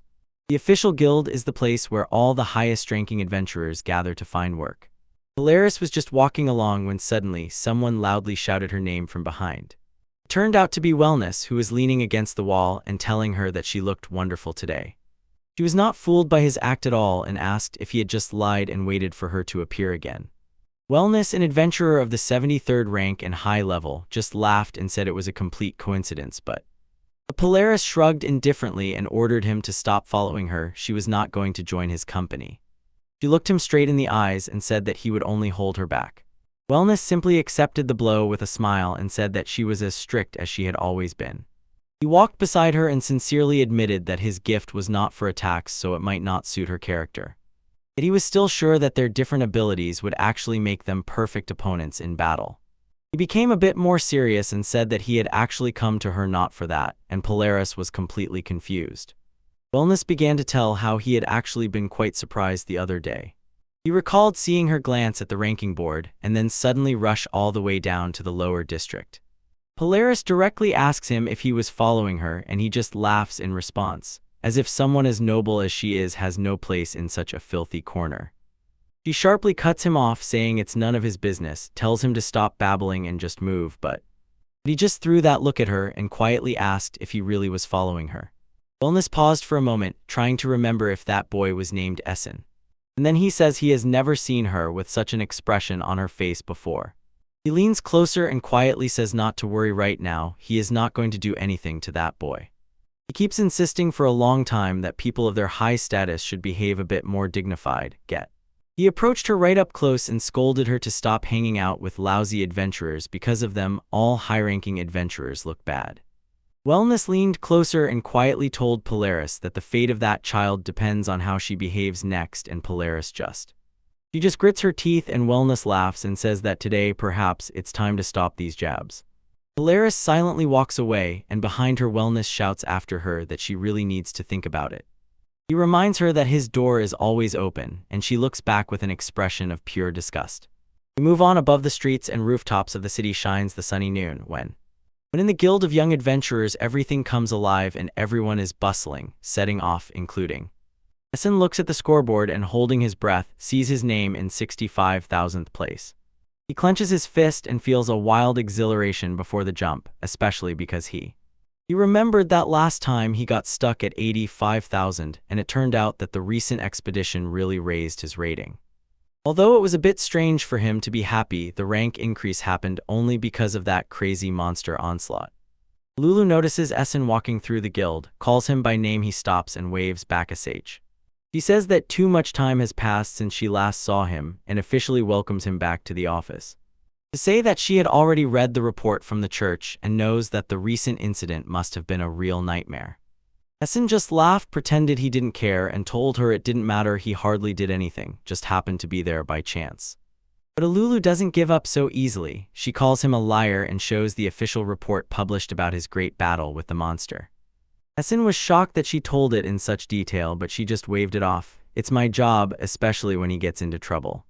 He simply smiles at her and says that he is very grateful for the help, although he never thought he would receive so much attention. Lulu begins to panic and wave her hands, her face flushed bright red, swearing that she is not really watching him and not doing anything crazy that makes us. Essen tell her that he understood everything after all. He is still just a low-rank boy, and he is pleased to know what she thinks about them. Realizing that it is truly incredible to receive so much support when there are thousands of other adventurers in the city. Essen just stands with a big smile, thinking that Lady Lulu is undoubtedly a first-class professional for her dedication, but Lulu is completely confused and shouts that it is just her job. She is merely a low-rank worker in the guild. She insisted that she really does not have free time to run around and cheer for specific adventurers like him. Essen asks if she is really angry about something, and she sharply replies, "I am definitely not angry." She quiets down a bit, looks at the papers, and admits that she is just glad he returned safe and sound, and Essen just looks at her gently, as if saying that he hears her. Lulu comes alive again, gives him a bright smile, and says, "Be ready and don't stop trying," but then she raises serious rumors that recently, right after that last adventure, strange gadgets began to appear in the lower quarters. Essen agrees there is a real problem with security here, so she asks her to be careful too, and she is grateful for that. Suddenly she lowered her head and hid her face, awkwardly saying that the topic should be changed. Lulu pulls out a notebook and proudly shows a special dungeon summary that she compiled herself with a huge smile. Essen is touched that she made it by hand just for him, and she admits that she chose places that perfectly match his skill level.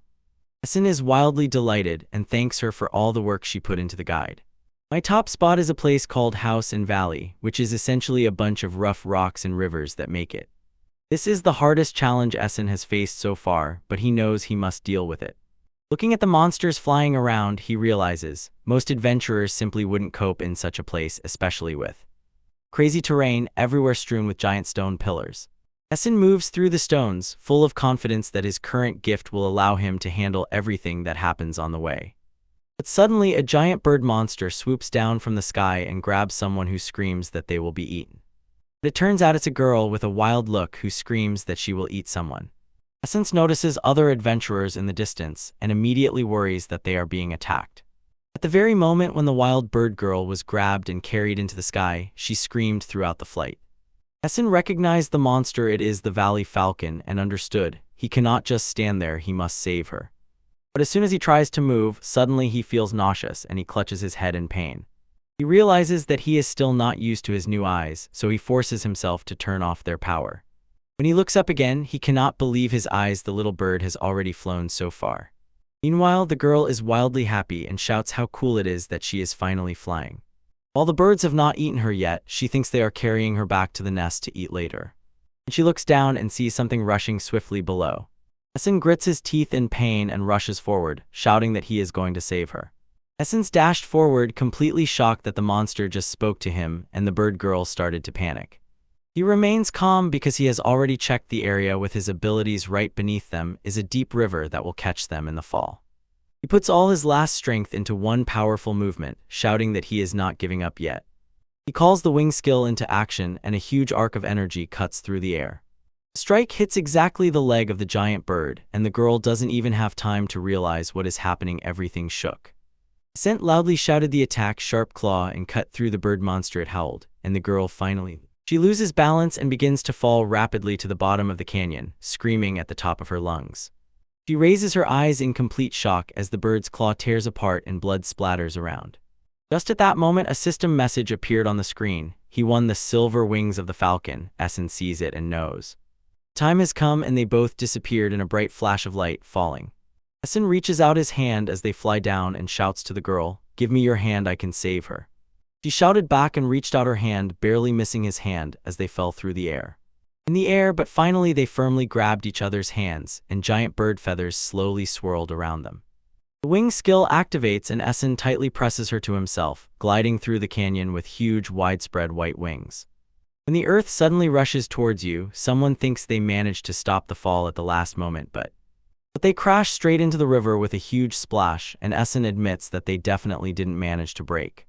The canyon falls silent for a moment while the two of them swim in the water, surrounded by tall cliffs. Essen, looking at the torn clothes, apologized for the rough landing, but the girl just stared at him and reminded him he literally just saved them. He gives her a broad, relieved smile and, showing it, asks if she got hurt anywhere during the fall. He cares more about her than himself, takes her hand again, and says that now they have a very important matter to attend to. The girl from the canyon goes crazy from what she just saw, shouts at Essen to find out what kind of form that was and whether he is even human.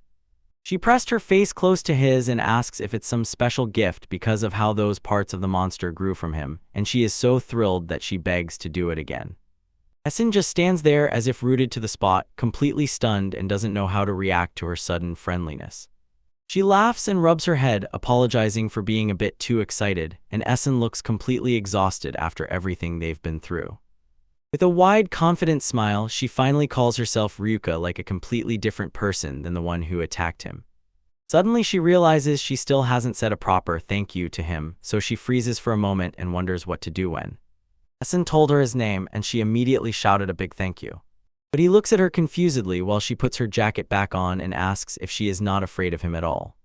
Essen says he feels completely differently. Most people would immediately be wary when meeting someone who looks like a monster, even if that person just saved them.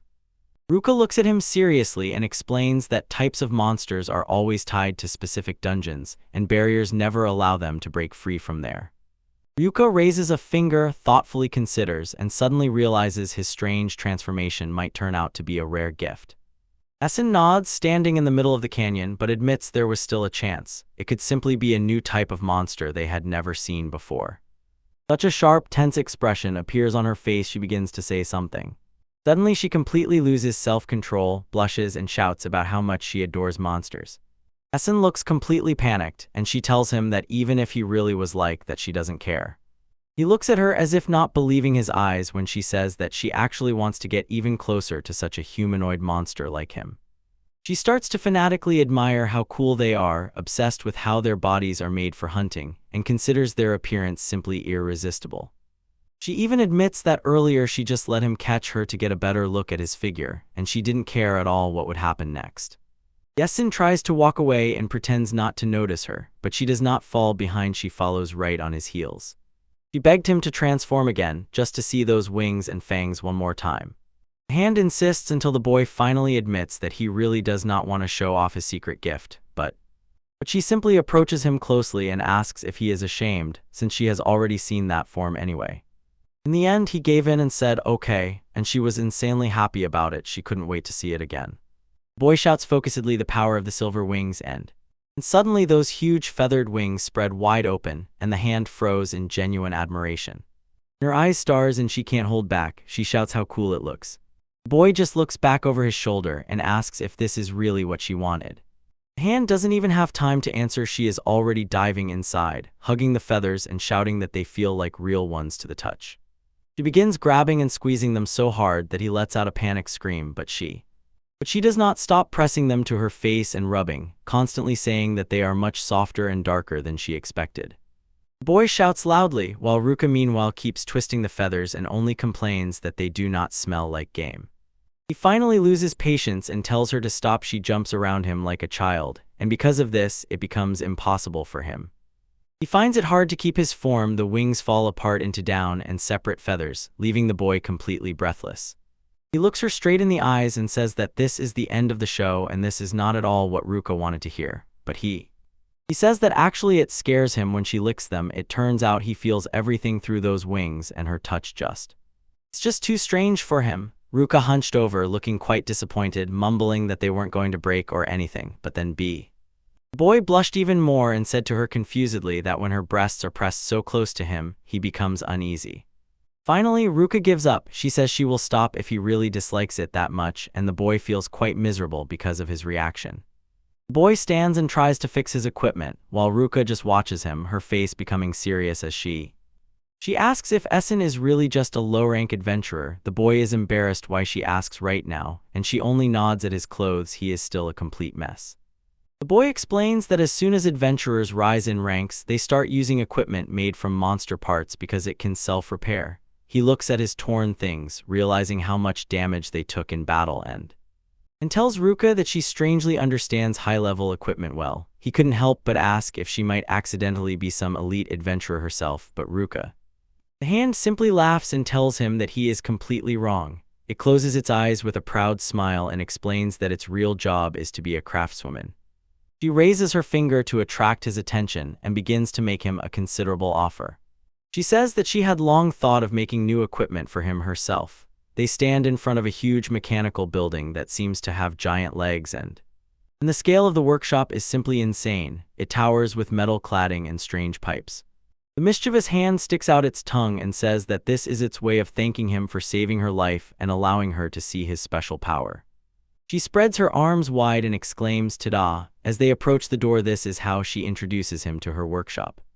The boy stood completely speechless, raised his eyes to the huge structure, barely believing his eyes, and suddenly realizes that he would never have guessed such a place turned out to be right here, on the outskirts of the city. The boy thought, although I am here for the first time, this place is just tour. The hand laughs and jokes that it is more of a monster than a store. The boy just looks tiredly and asks why it has legs, saying it looks like a giant spider. While they walk, Ruka says that she actually summoned this place with her gift, which she herself calls the Workshop of Magical Engineering. The boy follows her up the stairs and admits that having such a craft gift is actually pretty cool. Yuko twirls her finger in front of him and says that he misunderstands how her power works. She explains that most craftsmen are just ordinary blacksmiths or cooks who engage in simple crafts. Her power is different. It is a gift created specifically for those who have a high level of technique and skills. She smiled broadly and said that her gift stands out among all, just like his. The boy smiles in response and, with hope in his voice, asks if that means she is special too. Yuka laughs and says she likes how that sounds, then goes to the door to show him what's inside. Yuka urges the boy, "Come in faster." He enters the workshop and looks around, completely stunned by the huge furnace and all the equipment. Yuka heads straight to the back of the room, to the burning fire, passing by her tools. The boy notices a huge pile of books and various monster parts in the corner and can't help but be amazed. Looking at all the hammers and scattered tools around, he says, "You really are a true master, Ryuka." Ryuka pretends it's obvious and tells him she needs to prepare a bit so he can freely go and look wherever he wants. The boy says he's already on it, throws her a quick smile and starts snooping around the room. He finds on one of the desks a terrifying monster jaw with rows of sharp teeth. The boy leans closer, squinting and thinking whether this might be some rare mid-grade material, and just as he reaches out his hand, suddenly the jaw snaps shut sharply right on his hand. He yells in pain, and Ruka indifferently says that probably he shouldn't touch things so carelessly. And while the boy panics and screams that his fingers are about to be bitten off, Ruka just stands and laughs at him. Eventually, the boy ended up with his finger tightly bandaged with thick bandages to stop the bleeding. Ruka indifferently explains that materials from undead monsters always behave like that, and the boy just sits and cries, saying she really should have told him earlier. She doesn't feel guilty at all and boldly reminds him that he was the one who went and touched it, although she only allowed him to look around. The boy desperately excuses himself. "How could I have known? It was almost a complete trap." Suddenly Ruka's eyes lit up, and she exclaimed that she just came up with something very cool. She instantly sped up and said that right now she would come up with a completely new plan for his equipment. She flicks the notebook cover aside and prepares to start drawing sketches of the new equipment. A strange expression appeared on Ruka's face, and she said that it's already late, no need to waste time. She, with a huge smile, lifts the centimeter tape and tells him that since she is sewing his gear, he needs to undress so she can take measurements. The boy just stands with a blank look, completely stunned by what she just asked him to do. The hand starts tearing off clothes, telling him to hurry because it is already getting dark. The boy explodes and tells her that it is not allowed, people cannot just be undressed, and she only wants to know why he is so shy. He awkwardly tries to explain that he simply was not ready for this, but Ryuka just waves it off, saying she has seen naked boys more than once. While they argue, someone in white boots begins walking toward the workshop. A loud knock on the door breaks the silence, and they both freeze in surprise. From the other side, a voice suddenly calls out, "Ryuka, are you here?" The door opens. Polaris stands in the doorway and says she needs to fix her sword. He freezes mid-sentence, completely stunned, looking at the shirtless boy. The boy cannot believe his eyes and shouts her name, while Ryuka just greets her as if it is no big deal. He has completely lost his mind, shouting why the #1 ranked ice princess ended up in such a place. In the workshop, suddenly there is a deathly silence. Polaris stands over the boy and silently looks at him, folding her arms on her chest. The boy sits on a wooden stool, shirtless, all sweaty, and looks as if he has found himself in the middle of a real nightmare. Polaris pauses for a moment, trying to comprehend what she sees. Her eyes are fixed on him while he tries to think of what to say. He throws a nervous smile and tells Polaris that they haven't seen each other for a long time. And Polaris does not feel friendly at all. She only looks at him coldly and says that maybe it's true. He laughs, trying to lighten the mood, and says that he's just shocked that they ran into each other in such a place. Polaris narrows her eyes, her gaze sharpens, and she throws him a short, icy reply, and suddenly the temperature in the room begins to drop, icy air swirling around her feet. The boy shivers, feeling the air suddenly grow cold, and at that moment Polaris asks if she is really interrupting something between him and Ryuka. She looks at him with a creepy dark gaze and makes it clear that he really no longer needs to try to pretend.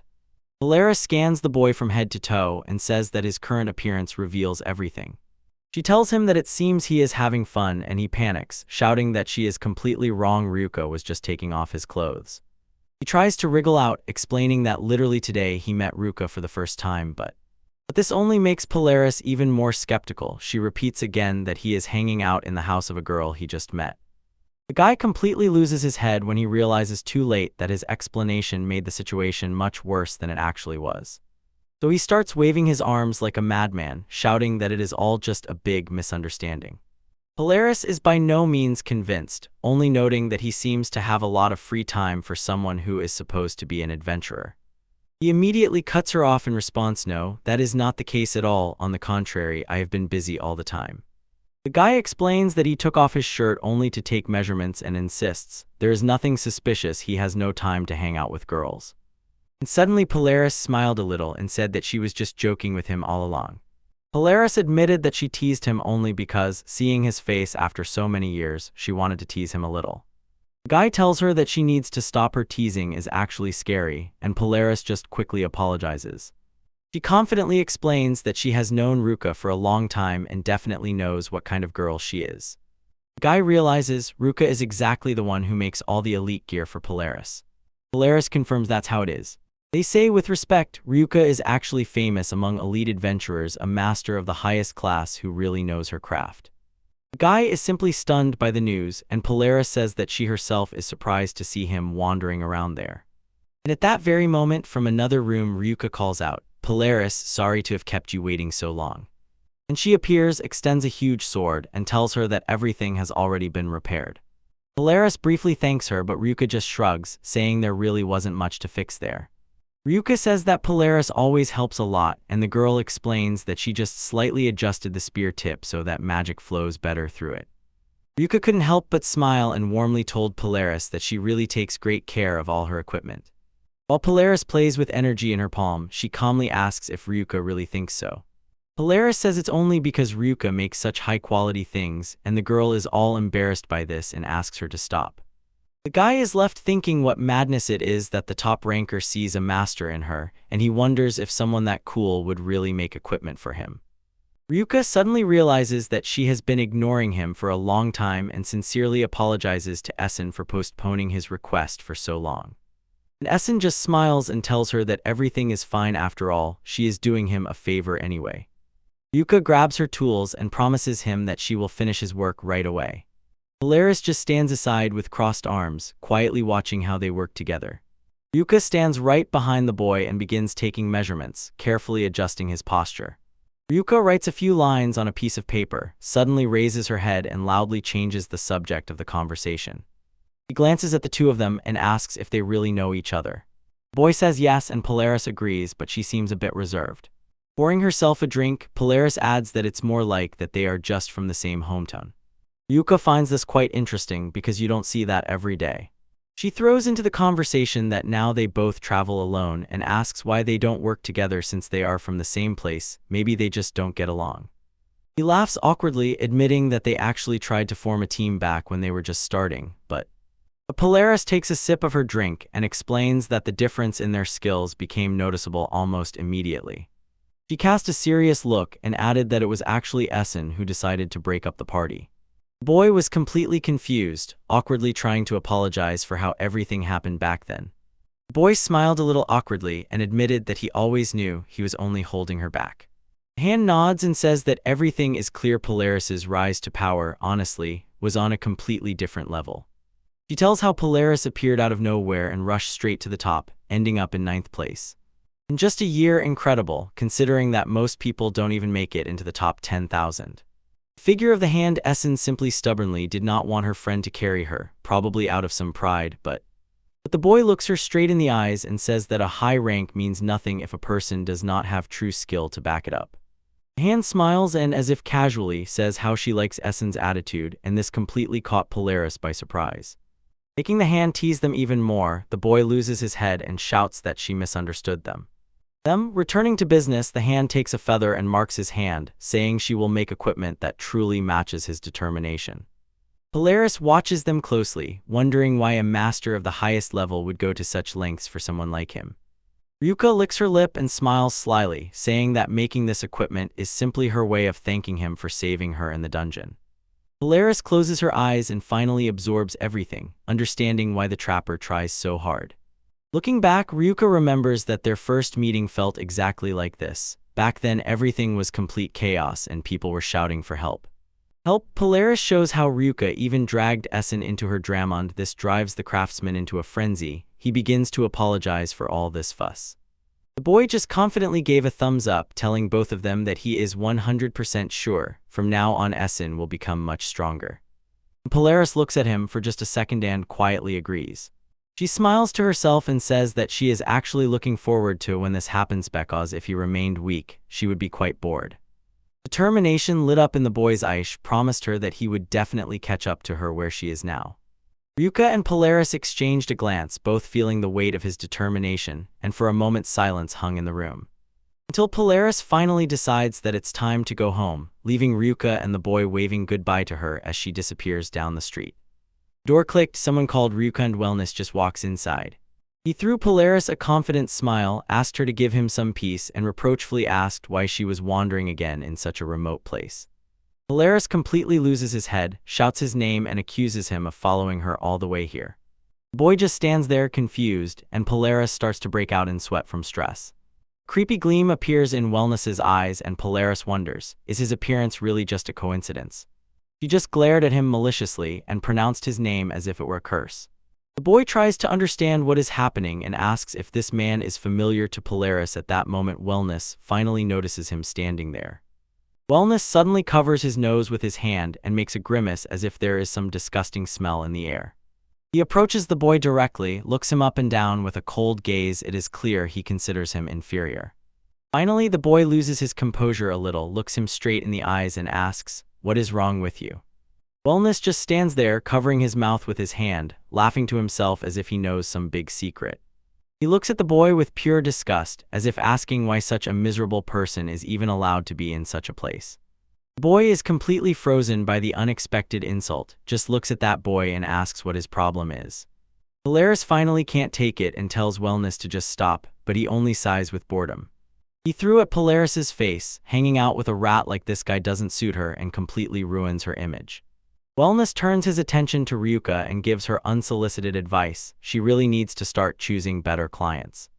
He doesn't stop telling her that letting people like that guy into her life will only ruin her own reputation. Ryuka is not going to tolerate this. She tells him directly that she chooses her guests herself because this is her home and she will accept whoever she wants. She says that as far as she remembers, she has never even invited him as a guest. Wellness is not even upset by the refusal. He just smiles and says he will leave soon because he only came to pick up Polaris. The guy is not going to tolerate those insults and shouts at Wellness to wait. He quickly turns back, approaches him directly, and sharply says that he is behaving too rudely, asking who he even is. Wellness throws him a look full of pity, as if saying that the guy clearly doesn't know how to talk to his elders and that lowly rat has no right to such insolence. He smiles with a hint of superiority, pretending that it's not their fault kids don't know anything, they live in completely different worlds.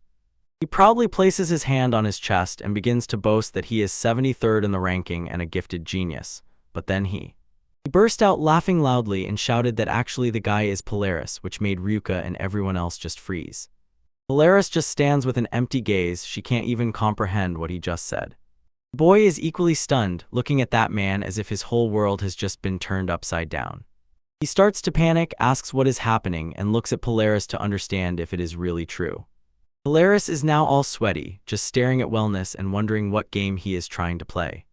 Polaris is completely confused, her hair falling into her eyes. She tries to gather her thoughts and realizes, if she doesn't go along with this story, everything with that boy will turn into a real mess. Wellness hums to himself and walks away as if he is the king of the world, and the boy stands silently. Polaris remains behind, pale and exhausted, barely finding words. She exhales with a trembling breath and the boy stands nearby, looking completely broken. Finally, she forces the words out and tells him that everything Wellness said is actually true. The boy just mumbles that he understands, tries to pretend indifference, says that they are no longer children, so such things happen although inside he is clearly dying. Polaris literally trembles, covering her face with her hand and barely holding on, while meanwhile Wellness continues to behave arrogantly and looks at the sky. He fiddles with his collar, acts like a true drama diva, and tells them that that's how it is. Wellness coldly tells the boy, as soon as you understand, never show them your ugly face again. He starts to lead Polaris away, leaving the boy in the dust. The boy had such an expression in his eyes as if his heart had just been ripped out, and Wellness doesn't care. He just called Polaris and said it's time for them to go home. A lonely signpost stands in the middle of a quiet field, while time passes and a quiet giggle breaks the night silence, and behind it someone bursts out with a loud laugh that echoes throughout the neighborhood. Polaris looks at the floor and asks Wellness if he is really satisfied with how everything went, then directly tells him that he is immature and has terrible taste. Wellness doesn't even flinch, says that of course he is happy, and asks her if she saw that pathetic expression on that guy's face. He has a truly creepy smile. He says that today he really saw something special. Polaris directly tells him that Essen is not the type to break, and Wellness just laughed it off as if it were some joke.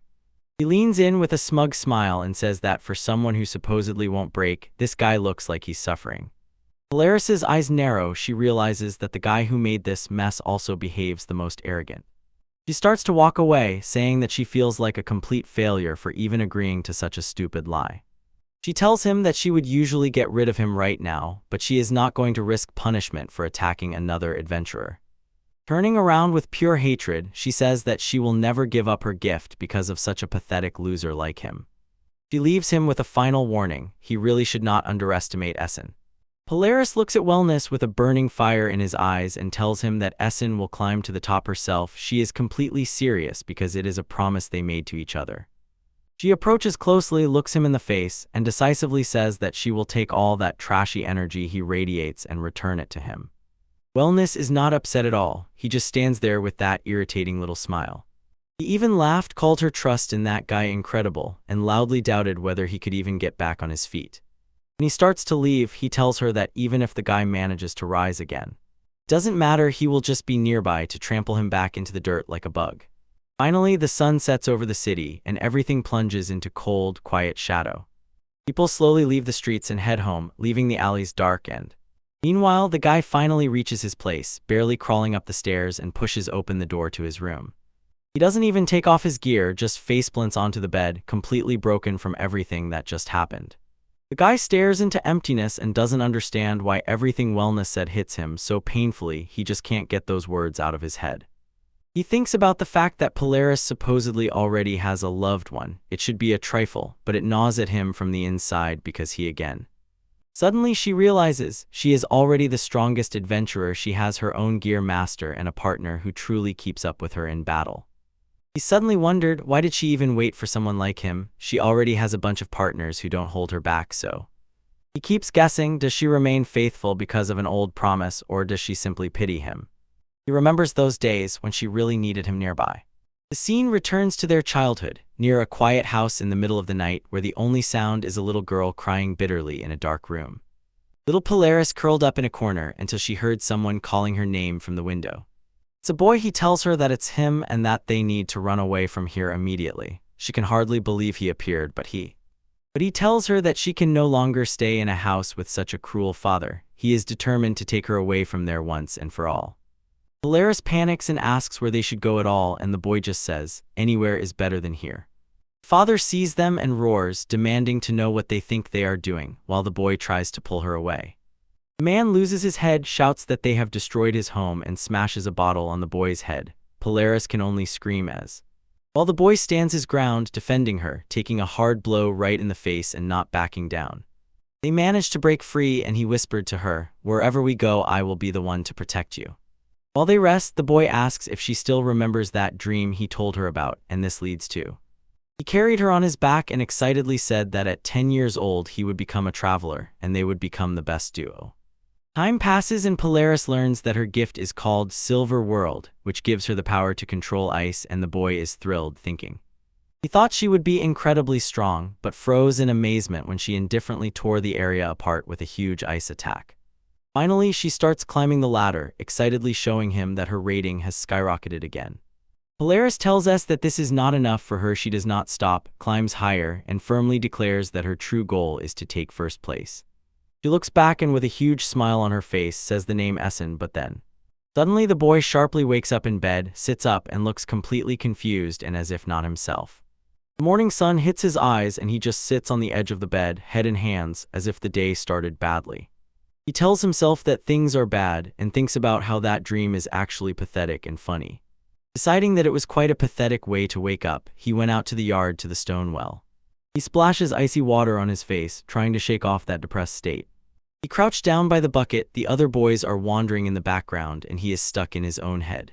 Drops of water run down his hair and he begins to think, what is really the reason that Polaris still cares about him at all? He realized that she is probably one of those who do not break promises, and decided that's it. The boy stared into the water and in his head it spun. He really needs to go and apologize to Ryuka. He no longer remembered the details, but was almost sure that he just left without saying a word, forcing him. He feels like a complete idiot because he was so rude, and looks over the hills toward the place where she is now. And finds Ryuka, who is just sitting by her campfire, patiently waiting for her clothes to dry on the nearby rope. As soon as she notices that he is approaching, her face instantly lights up, and she smilingly says that he finally came. The boy immediately bows his head and apologizes for just disappearing yesterday, and she only laughs and tells him not to worry. She admits that she was actually a little worried because before leaving, he suddenly looked completely out of sorts, which made him feel. I feel even worse because he keeps apologizing. Ryuka looks a bit puzzled when he mentions Essen, but she quickly waved it off, clasped her hands, and told him that she is just happy that he really came back. She brings up the topic of the equipment he talked about yesterday, smiling, and says that it is already ready and asks him to try it on to see how it looks. The boy almost loses his head and shouts, how could it have happened so quickly if he only told her about this idea yesterday? Ryuka just laughs and says that as soon as she started, it became too fun to stop, and the boy stands completely shocked that someone can work so fast. He can't help but smile, thinking that Ryuka is really on a completely different level compared to everyone he has met. She points to the table and tells him that the whole set is already ready and waiting for him to try it on. Without wasting time, he began clicking the armor plates into place, feeling how the quality equipment fits perfectly. When he finally dressed, he asks Ryuka if he put everything on correctly. She shows a new headband and explains that she made it specifically to protect his head because most monsters usually aim right there. The rest of the suit is designed for speed. Light fibers from monsters and magically charged plates on all important areas protect him without slowing him down. And the coolest thing is the shape memory feature. The armor literally repairs itself if it is ever damaged in battle. Although she used mid-level materials, she confidently promises him that this suit will withstand even the most dangerous high-rank dungeons. The boy starts jumping in the new equipment and shouting how light and cool it is, and Ryuka simply beams with pride for her work. Ryuka suggests next trying the equipment's self-repair function, and the boy enthusiastically agrees to see it in action. She admires her work for a second, says that his wings look wonderful in the new suit, and he just stands there. Fabric on the armor begins to shift and tear as the self-repair magic activates, and when the boy is completely shocked, he shouts that the repair function really works right before his eyes. He looks more closely at the quality and suddenly realizes she used S-class materials for all this, which he panics a little and asks her if such an elite suit is really very expensive. Ryuka just smiles broadly and says not to worry, she considers it an investment in his future. But she definitely adds that next time she will definitely charge him money, so he better become stronger and start earning for real. The boy agrees and nods but quiets down a bit, thinking about what it really means to become stronger, forcing Ryuka wonders if she accidentally killed all the hype by becoming too serious about the future. Ryuka suddenly made the boy confused by asking if Essen really had a weakness for Polaris. By the campfire, she doesn't let the conversation die down, including bringing up how Essen behaved around her. He directly asks him if he thinks Essen really loved her that much. The boy falls silent and looks away, admitting that on second thought maybe it really was so. He asks her if she really caught those vibes, and Ryuka says she definitely felt them. It sounded like an explanation. When someone is so obviously depressed and openly shows it, anyone would notice. The boy only weakly smiles and says he understands what she means, as if he was slightly caught off guard. He plops down by the fire, looking completely exhausted from that heavy topic. Ryuka gently tells him that if he needs to vent, he can always talk to her. She says that in her case, it is common to see people reach their limit and forever throw their lives into adventures. Ryuka lowers her eyes and quietly says that even the strongest sometimes cannot recover after losing a friend. She says that some are betrayed by their party despite great gifts, and others just reach their limit and give up. And then she tells the boy that she sincerely believes, here everyone is strong both in body and heart. She says that anyone who risks their life fighting monsters has the strength to look their fears in the face. Simply even the strongest things have a limit, and she proves it by cracking a small walnut. He split the shell in half and its pieces rolled on the ground. She looks him straight in the eyes and says, no matter how strong anything seems on the outside, it always has a weak spot. Especially because the inside is always much more fragile than the shell. The boy is silent, looks at the floor, compares himself to that cracked walnut, and feels as if he has finally been cracked open. At the end, Ryuka tells him that keeping everything inside doesn't help, and it's perfectly normal to lean on others when it gets hard. The boy sits curled up on the ground, finally lets everything sink in, and says that now he understands. He raises his eyes to Ryuka and admits that he is not even sure if what he felt for Polaris was really love. He explains that his desire to protect her was much stronger than anything else. Ryuka froze in complete shock. Looking back, he tells her that it's hard to believe now, but Polaris was actually very weak until she received her gift. He remembers when they were still children and she lost her mother, and how because of that her father turned into a cruel drunkard. Then everything went downhill, and he tells how she just stayed silent and took all the blows. But in the end, he could no longer watch her suffering, so he took her away and they ran away from the village together. He sits by the fire again and says that Ryuka already knows the rest of the story from their adventurous times, but he raises his eyes to the sky and reminds her of the promise they made to his children to become the best in the world together. Although she left him behind, he admits, the only reason he worked so hard was that old promise. The boy recalls how Wellness appeared and claimed to be Polaris's lover, and admits that at that moment he felt all his strength just leave his body. He realizes that this should not have been the reason why he pushed himself so hard. They sit together in the quiet night, simply staring into the fire. Ryuka broke the silence and said that she knew right to his face, what he feels is just jealousy. The boy sighs heavily, leans back, and tells himself that he is pathetic, while Ryuka just looks at him with a smile so sh. He laughed and told him honestly it's not a big deal. But he doesn't buy it. He says it's really bad when their childhood promise turns out to be just a cover for such pathetic feelings. Ryuka looks him straight in the eyes and says that it's not like that at all. While she explains that if he is conscious enough to say those ugly feelings out loud, then he will definitely be fine. The boy still looks uncertain and asks if it is really okay, because he fears he will no longer find a reason to try. The hand tells him directly that there is no reason to change his feelings, and the boy looks at her, completely puzzled about what she is implying. She points at him with her finger and explains that he hasn't even heard what Polaris might say, so he shouldn't behave like some kind of selfish person, as if he just kidnapped her. And the boy looks at the ground and says that it is quite rude to describe him like that, but the hand does not stop, asking if such a bold boy could really. He is ready to give up the girl he likes just because he heard that she supposedly has a lover. The boy just sits with a tired look, but then he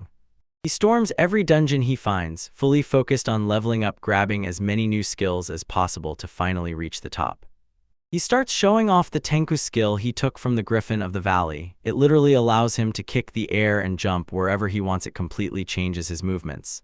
And he also mastered the gaze of the Wayland Basilisk, a power that turns everything he looks at into stone. With these new abilities, it's clear he has become much stronger than ever before. Rejoicing in his progress, he returns to check the boards and marvels at his current position in the world ranking. After all those exhausting hours, he finds his name on the screen, and sees that Essen has risen all the way to 50,553rd place. This is a huge leap compared to where he started, and he suddenly realizes he has only a few positions left to break into the top 50,000 and finally achieve a mid-rank.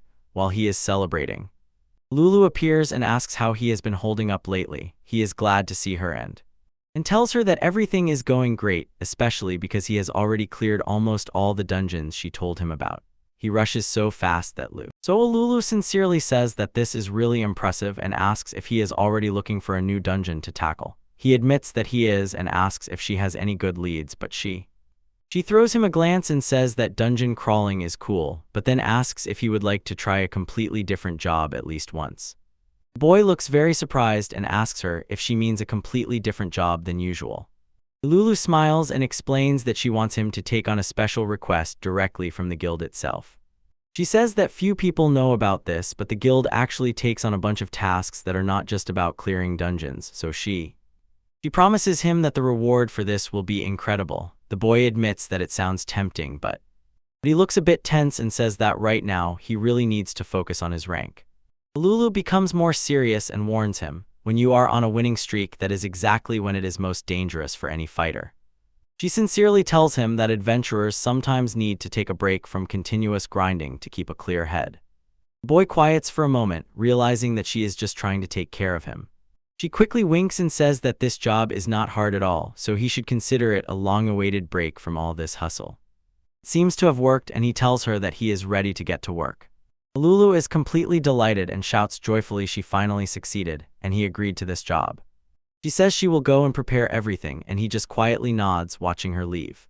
The boy freezes for a moment, noticeably embarrassed, and does not understand what kind of preparation does she even need to do. On the balcony, hidden in the shadows, a few suspicious types watch how all this unfolds. We go back a few days ahead in the huge wellness mansion, where someone is persistently asking for the latest news. Wellness, sprawled in a robe and with noticeable irritation, asks if that worthless adventurer still hasn't given up. Subordinate tells him that the boy actually looks more motivated than ever. This drives Wellness mad. He clicks his tongue and slams his hand on the table with all his might. He takes a sip and looks completely irritated because of how this guy annoys him, so he explains if he wants to break Polaris, the easiest way is simply to destroy the person dear to her. Wellness decides since psychological games don't work, he will have to act more directly. His subordinate looks completely scared because of the change in tone and Wellness indifferently asks whether to just kill that guy, which causes his subordinate to panic and ask if that isn't too much. The subordinate firmly warns him, even with his status, Wellness won't be able to escape the church if he starts killing people. Wellness just looks bored, barely paying attention to the warning while lounging in a robe. When the subordinate asks why he has to do it, Wellness reminds him that he was hired not just to watch and write reports. Wellness says that last time he came personally only to mock that guy's pathetic face, but now he emphasizes that this is exactly the kind of dirty work the subordinate is needed for. Wellness gives him an ultimatum, either do the job or be kicked out of the party, and the subordinate will be completely desperate. As if to spite him, Wellness tells him that he better hope nothing bad happens to his relatives, that leaves the subordinate standing completely broken while Wellness slowly walks away.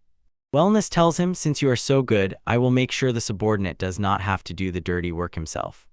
The subordinate sat in complete confusion until Wellness said that he had recently come across something quite interesting. He put his hand into his cloak and pulled out a strange, dark sphere, as if filled with some swirling energy. When the subordinate looks at the object and instantly pales, he clearly knows what this dangerous thing is. Wellness waved it off and laughed, calling the orb his new secret weapon while they stood near the building. On the city streets, people stroll carefree and enjoy the day, completely unaware of what is happening. Lulu appears in her usual outfit, gives the boy a bright smile, and apologizes for taking so long to get ready. The boy looks at her somewhat surprised, but she remains energetic and tells him that it is time for them to leave. When they set off, he asks what this whole story is about, and she casually says that he will be her bodyguard. He does not understand at all why she needs a bodyguard in the city, but she just laughs and points out that monsters usually do not appear outside dungeons. Lulu becomes serious when she says that monsters are not the only dangerous creatures around. They walk together down a narrow, abandoned alley, and a bald man just stands and watches as they pass by. Around are nothing but suspicious types, from guys with earrings to people in hoodies smoking in the shadows, creating. The boy suddenly realized the poor district is actually teeming with rough people, so a guard in the alleys is quite logical. He is a bit nervous and asks her why she even needed to come to such a place. Lulu gives him a bright smile and explains that the guild occasionally visits adventurers who have stopped working. They mostly look for those who haven't appeared in the guild for a long time to make sure everyone in the city is okay. The boy relaxes a bit and tells her that sounds like a rather tough job that she can't handle alone. He nods, everything is finally coming together, and he has much more motivation to be here, so he looked at her with a wide, confident smile and promised to protect her with his life for the rest of the day. The group finishes their rounds in the gloomy district, leaving behind dark alleys where suspicious types hide in doorways. As they walk, the boy enthusiastically tells Lulu that she is incredible, not once lost, and even asks if she has a whole map memorized in her head. Lulu laughed and explained that it's actually just a convenient gift called Guide that tells her which path to choose. She says it's like magic, it helps find lost things or even leads to their owners, and it makes her job much easier. This is a completely different force than that of most adventurers, and she believes that it is precisely because of this that she is so interesting to have. She pulls out her clipboard, circles the last person on the list, and with a satisfied sigh smiles with relief. Finally, the work is done. Turning back, she says with a smile how glad she is that everything went so smoothly, and the guy only replies that it is all thanks to her own efforts. He tells her, just say the word if you need help again, and Alulu responds by giving him a huge smile, saying that she is definitely counting on him. She thanks him for the help today, and he just waves his hand and tells her to be careful on the way home. Lulu thanks him for being so kind and waves goodbye as they part ways for the night. The guy waved his hand friendly, and he and Lulu finally set off each in their own direction. Since he was already out, he decides to pick up some supplies on the way home and returns to the shops. The sun slowly hides behind the city roofs as he finishes his errands, leaving. The guy was returning home with a bag full of new gear and daily essentials, thinking that he would finally have a real day off, but when he approaches the front door, he freezes. A strange note is pinned right on the wooden door. At first, he was a little annoyed, thinking that some teenager decided to prank his rented house, but the message said they grabbed that receptionist girl who was with him, and they say if you want to stay alive, come to the old warehouse in the dead-end alleys. He just looks at the paper for a moment, completely stunned by what is written there. Realizing that this might be serious, he examines the letter and the small object left with it. He pulls out a hair ornament and, recognizing it, the very one Alulu used to wear, understands that she was really taken. Without wasting a minute, the boy runs out of the house and rushes down the street, dropping the shopping bags and the letter. He is in panic, shouting into the empty air about what could have happened to Alulu as he rushes forward. Finally, he reaches the outskirts and stops in front of a stone building. He says this must be the place from the note. He looks around the quiet back alley, notices no one is around, and heads to the entrance. Thoughts race through his mind who dared to pull such a trick and why Alulu was their target. He approaches the door and hesitates for a second, wondering what the situation is on the other side before. Inside the room, the boy with glasses sits next to Lulu, who is tied up on the floor. The boy kicks the door wide open and shouts her name, ready to do anything to bring her back. The one in glasses just crookedly smiled at him and said he was glad the guy really came. Lulu sits with her eyes tied, helpless, but instantly recognizes his voice and understands that Essen came to save her. Essen stands in the doorway and loudly calls Lulu, telling her that he is here to save her while the guy in glasses leans over Lulu and whispers to her to be silent and not even twitch. Essen grits his teeth and shouts at that guy to stop what he is doing right now because this is completely pointless. Essen asks, why is he even doing this if they have never met before? The guy just smiles mockingly at the question, as if the answer is obvious. He leans in wearing clothes and says, this happens because the essence simply does not give up. Essen is completely puzzled and says he doesn't understand anything, and then suddenly the word wellness is heard. Suddenly the guy explained, wellness wants Polaris only for himself, so he was ordered once and for all to get rid of Essen. Essen cannot believe that someone as influential as wellness is capable of such meanness. He wonders why he would go that far if they are already a couple, but the man with the knife lunges forward. The guy behind doesn't let go of Lulu and says that it all turned out that way. Now he is stuck in the role of the villain. He looks completely exhausted as he explains that Lulu and Essen keep fighting back. He has no choice, he must kill Essen because Essence looks at him in shock when he realizes that Lulu was just used as bait to lure him into a trap, and that's exactly how that person always acts. Wellness is the type who helps low-level adventurers only so they owe him, turning them into his personal puppets, and if someone refuses to support his plans, he uses violence, terrorizes them, or makes sure they can't find another group to join. Everything finally falls into place for Essen. The rumors that Polaris and Wellness were a couple were complete lies, and Polaris only went along with it to protect Essen. So Essen stands in the dark feeling like trash, knowing that his problems caused Lulu to end up a hostage. And the kid holds a knife pressed to Lulu's throat, but Essen raises his head and says he finally understands the whole situation. Essen passionately tells that guy to let Lulu go right now, especially since he is the only target Wellness really cares about, because the expression of his essence cooled when he realized that if he does nothing, he is no better than Wellness himself. Essen tries to persuade him, says that even if he kills him, the Church of the Path to God will just track him down, and he asks the guy if he really agrees to be Wellness's puppet and let everything go exactly according to that scoundrel's plan, but the guy just yells at him, "Shut up." The kidnapper stands his ground, pointing at Essen and holding Lulu hostage. He says this is the only way out for him, and as long as he keeps Essen exactly where he was told, everything will be fine. Essence shouted back, "What's the point of keeping him there when he clearly has no options left?" He demands that he just surrenders and releases Alulu. The guy insists again that he is in a dead end and starts laughing like a madman, looking completely tense as he pulls a small glowing orb from his gear, and a creepy smile appears on his face. Essence looks at the strange object, wondering what it could be, when it begins to pulse with a dark light. The guy explains that it was a secret backup plan from Wellness, a special gem with a monster sealed right inside it. He releases the sphere, it hovers in the air, and says that with this he won't even be considered a criminal when it's all over because the whole world will just think some random monster appeared out of nowhere and killed Essen exactly at the moment when the blinding light flashed and flooded the room. Suddenly the entire room fills with a huge monster head with rows of jagged teeth. That kidnapper just stands with his hands raised and laughs as if he finally won. The monster let out a deafening roar that shook everything, and Essen just stood and watched, not understanding what he had just unleashed. He keeps laughing, shouting about the incredible power of this monster. Lulu is caught like a stone, watching as the nightmare unfolds, and says not a word. Kidnapper points at the beast and boasts, "This is a volcanic dragon, one of the most dangerous monsters of rank A." The dragon slams down with its gigantic weight, breaking the floor. Debris flies everywhere. Essen freezes in shock, trying to understand how such a monster could have been summoned at all, but suddenly he tells himself to pull together. There is no time to think about how it happened. He shouts Alulu and starts rushing through the chaos to reach her before it becomes too late. Everything around is collapsing, and Essen breaks through the flying debris. He instantly runs up to Lulu and immediately asks if she is injured, and she can barely whisper yes through the shock. Only a few steps away, the dragon looms over the kidnapper's body. It seems it really intends to eat him. Essen asks if she can stand, and she says she will manage somehow, so he tells her they need to run while the dragon is occupied, but she is afraid to leave him behind.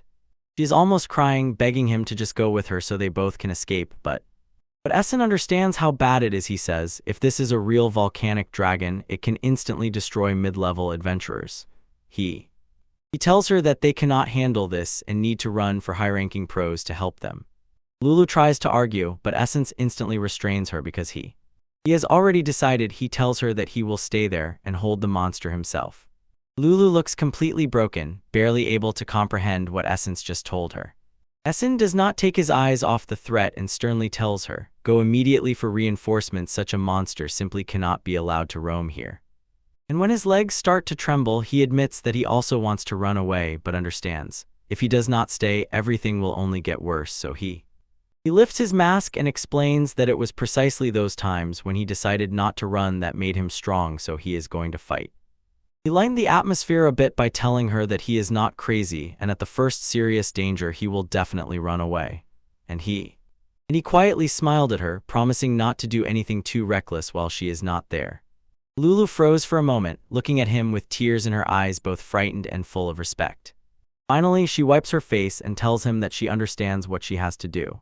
She rushed off to seek help, shouting in response that she would bring several high-ranking adventurers as soon as possible and begging him not to die, leaving Essence alone with the giant monster. He told the dragon that it was time to calm down. The massive dragon stands its ground, looking like a real beast, and lets out a roar that this thing emits such a fierce pressure that it takes your breath away. Essen wonders if Polaris really constantly fights such monsters, but the dragon fixed its gaze on him, and Essen realizes that he will have a hard time just as soon as the dragon struck the ground with such force that the floor shattered, and Essen was thrown back. He takes the full force of the explosion and lets out a scream as he is thrown into the air. He groans in pain, trying to recover, hissing curses through his teeth because he is barely holding on. Essen admits that this thing is much stronger than he expected. He is sweating and bleeding, but he repeats to himself he must get within the dragon's reach. He knows if he manages to steal its gift, he might have a chance to. When the dragon tries to trample him, Essen does not stand still. He rushes through the smoke to close the distance. Finally finding the moment, Essen shouted his move Airshot and fired it straight at the beast. The impact of the shockwave hits the dragon's snout directly, but only a cloud of smoke rises from the collision, making it was clear that it did nothing. Essen landed perfectly and admitted that his move did not work at all, and suddenly he sees the dragon preparing for something huge, and it leaves him in complete shock. He remembers that these volcanic dragons are from the Breaking Army volcano. Their scales are like steel and they breathe pure fire. Essen realizes that at his current level he has no technique that could truly break through the defense. So he decides that he must try something else if he wants to win this fight, thinking that the only chance to win is to turn the dragon's insane power against itself, dodging in the whirl of chaos. He does not retreat, stands his ground, and challenges the beast. "Come on, shoot those burning tongues right at me." As soon as the dragon releases the heat, Essen redirects it and orders the monster to absorb its own power. Everything around explodes.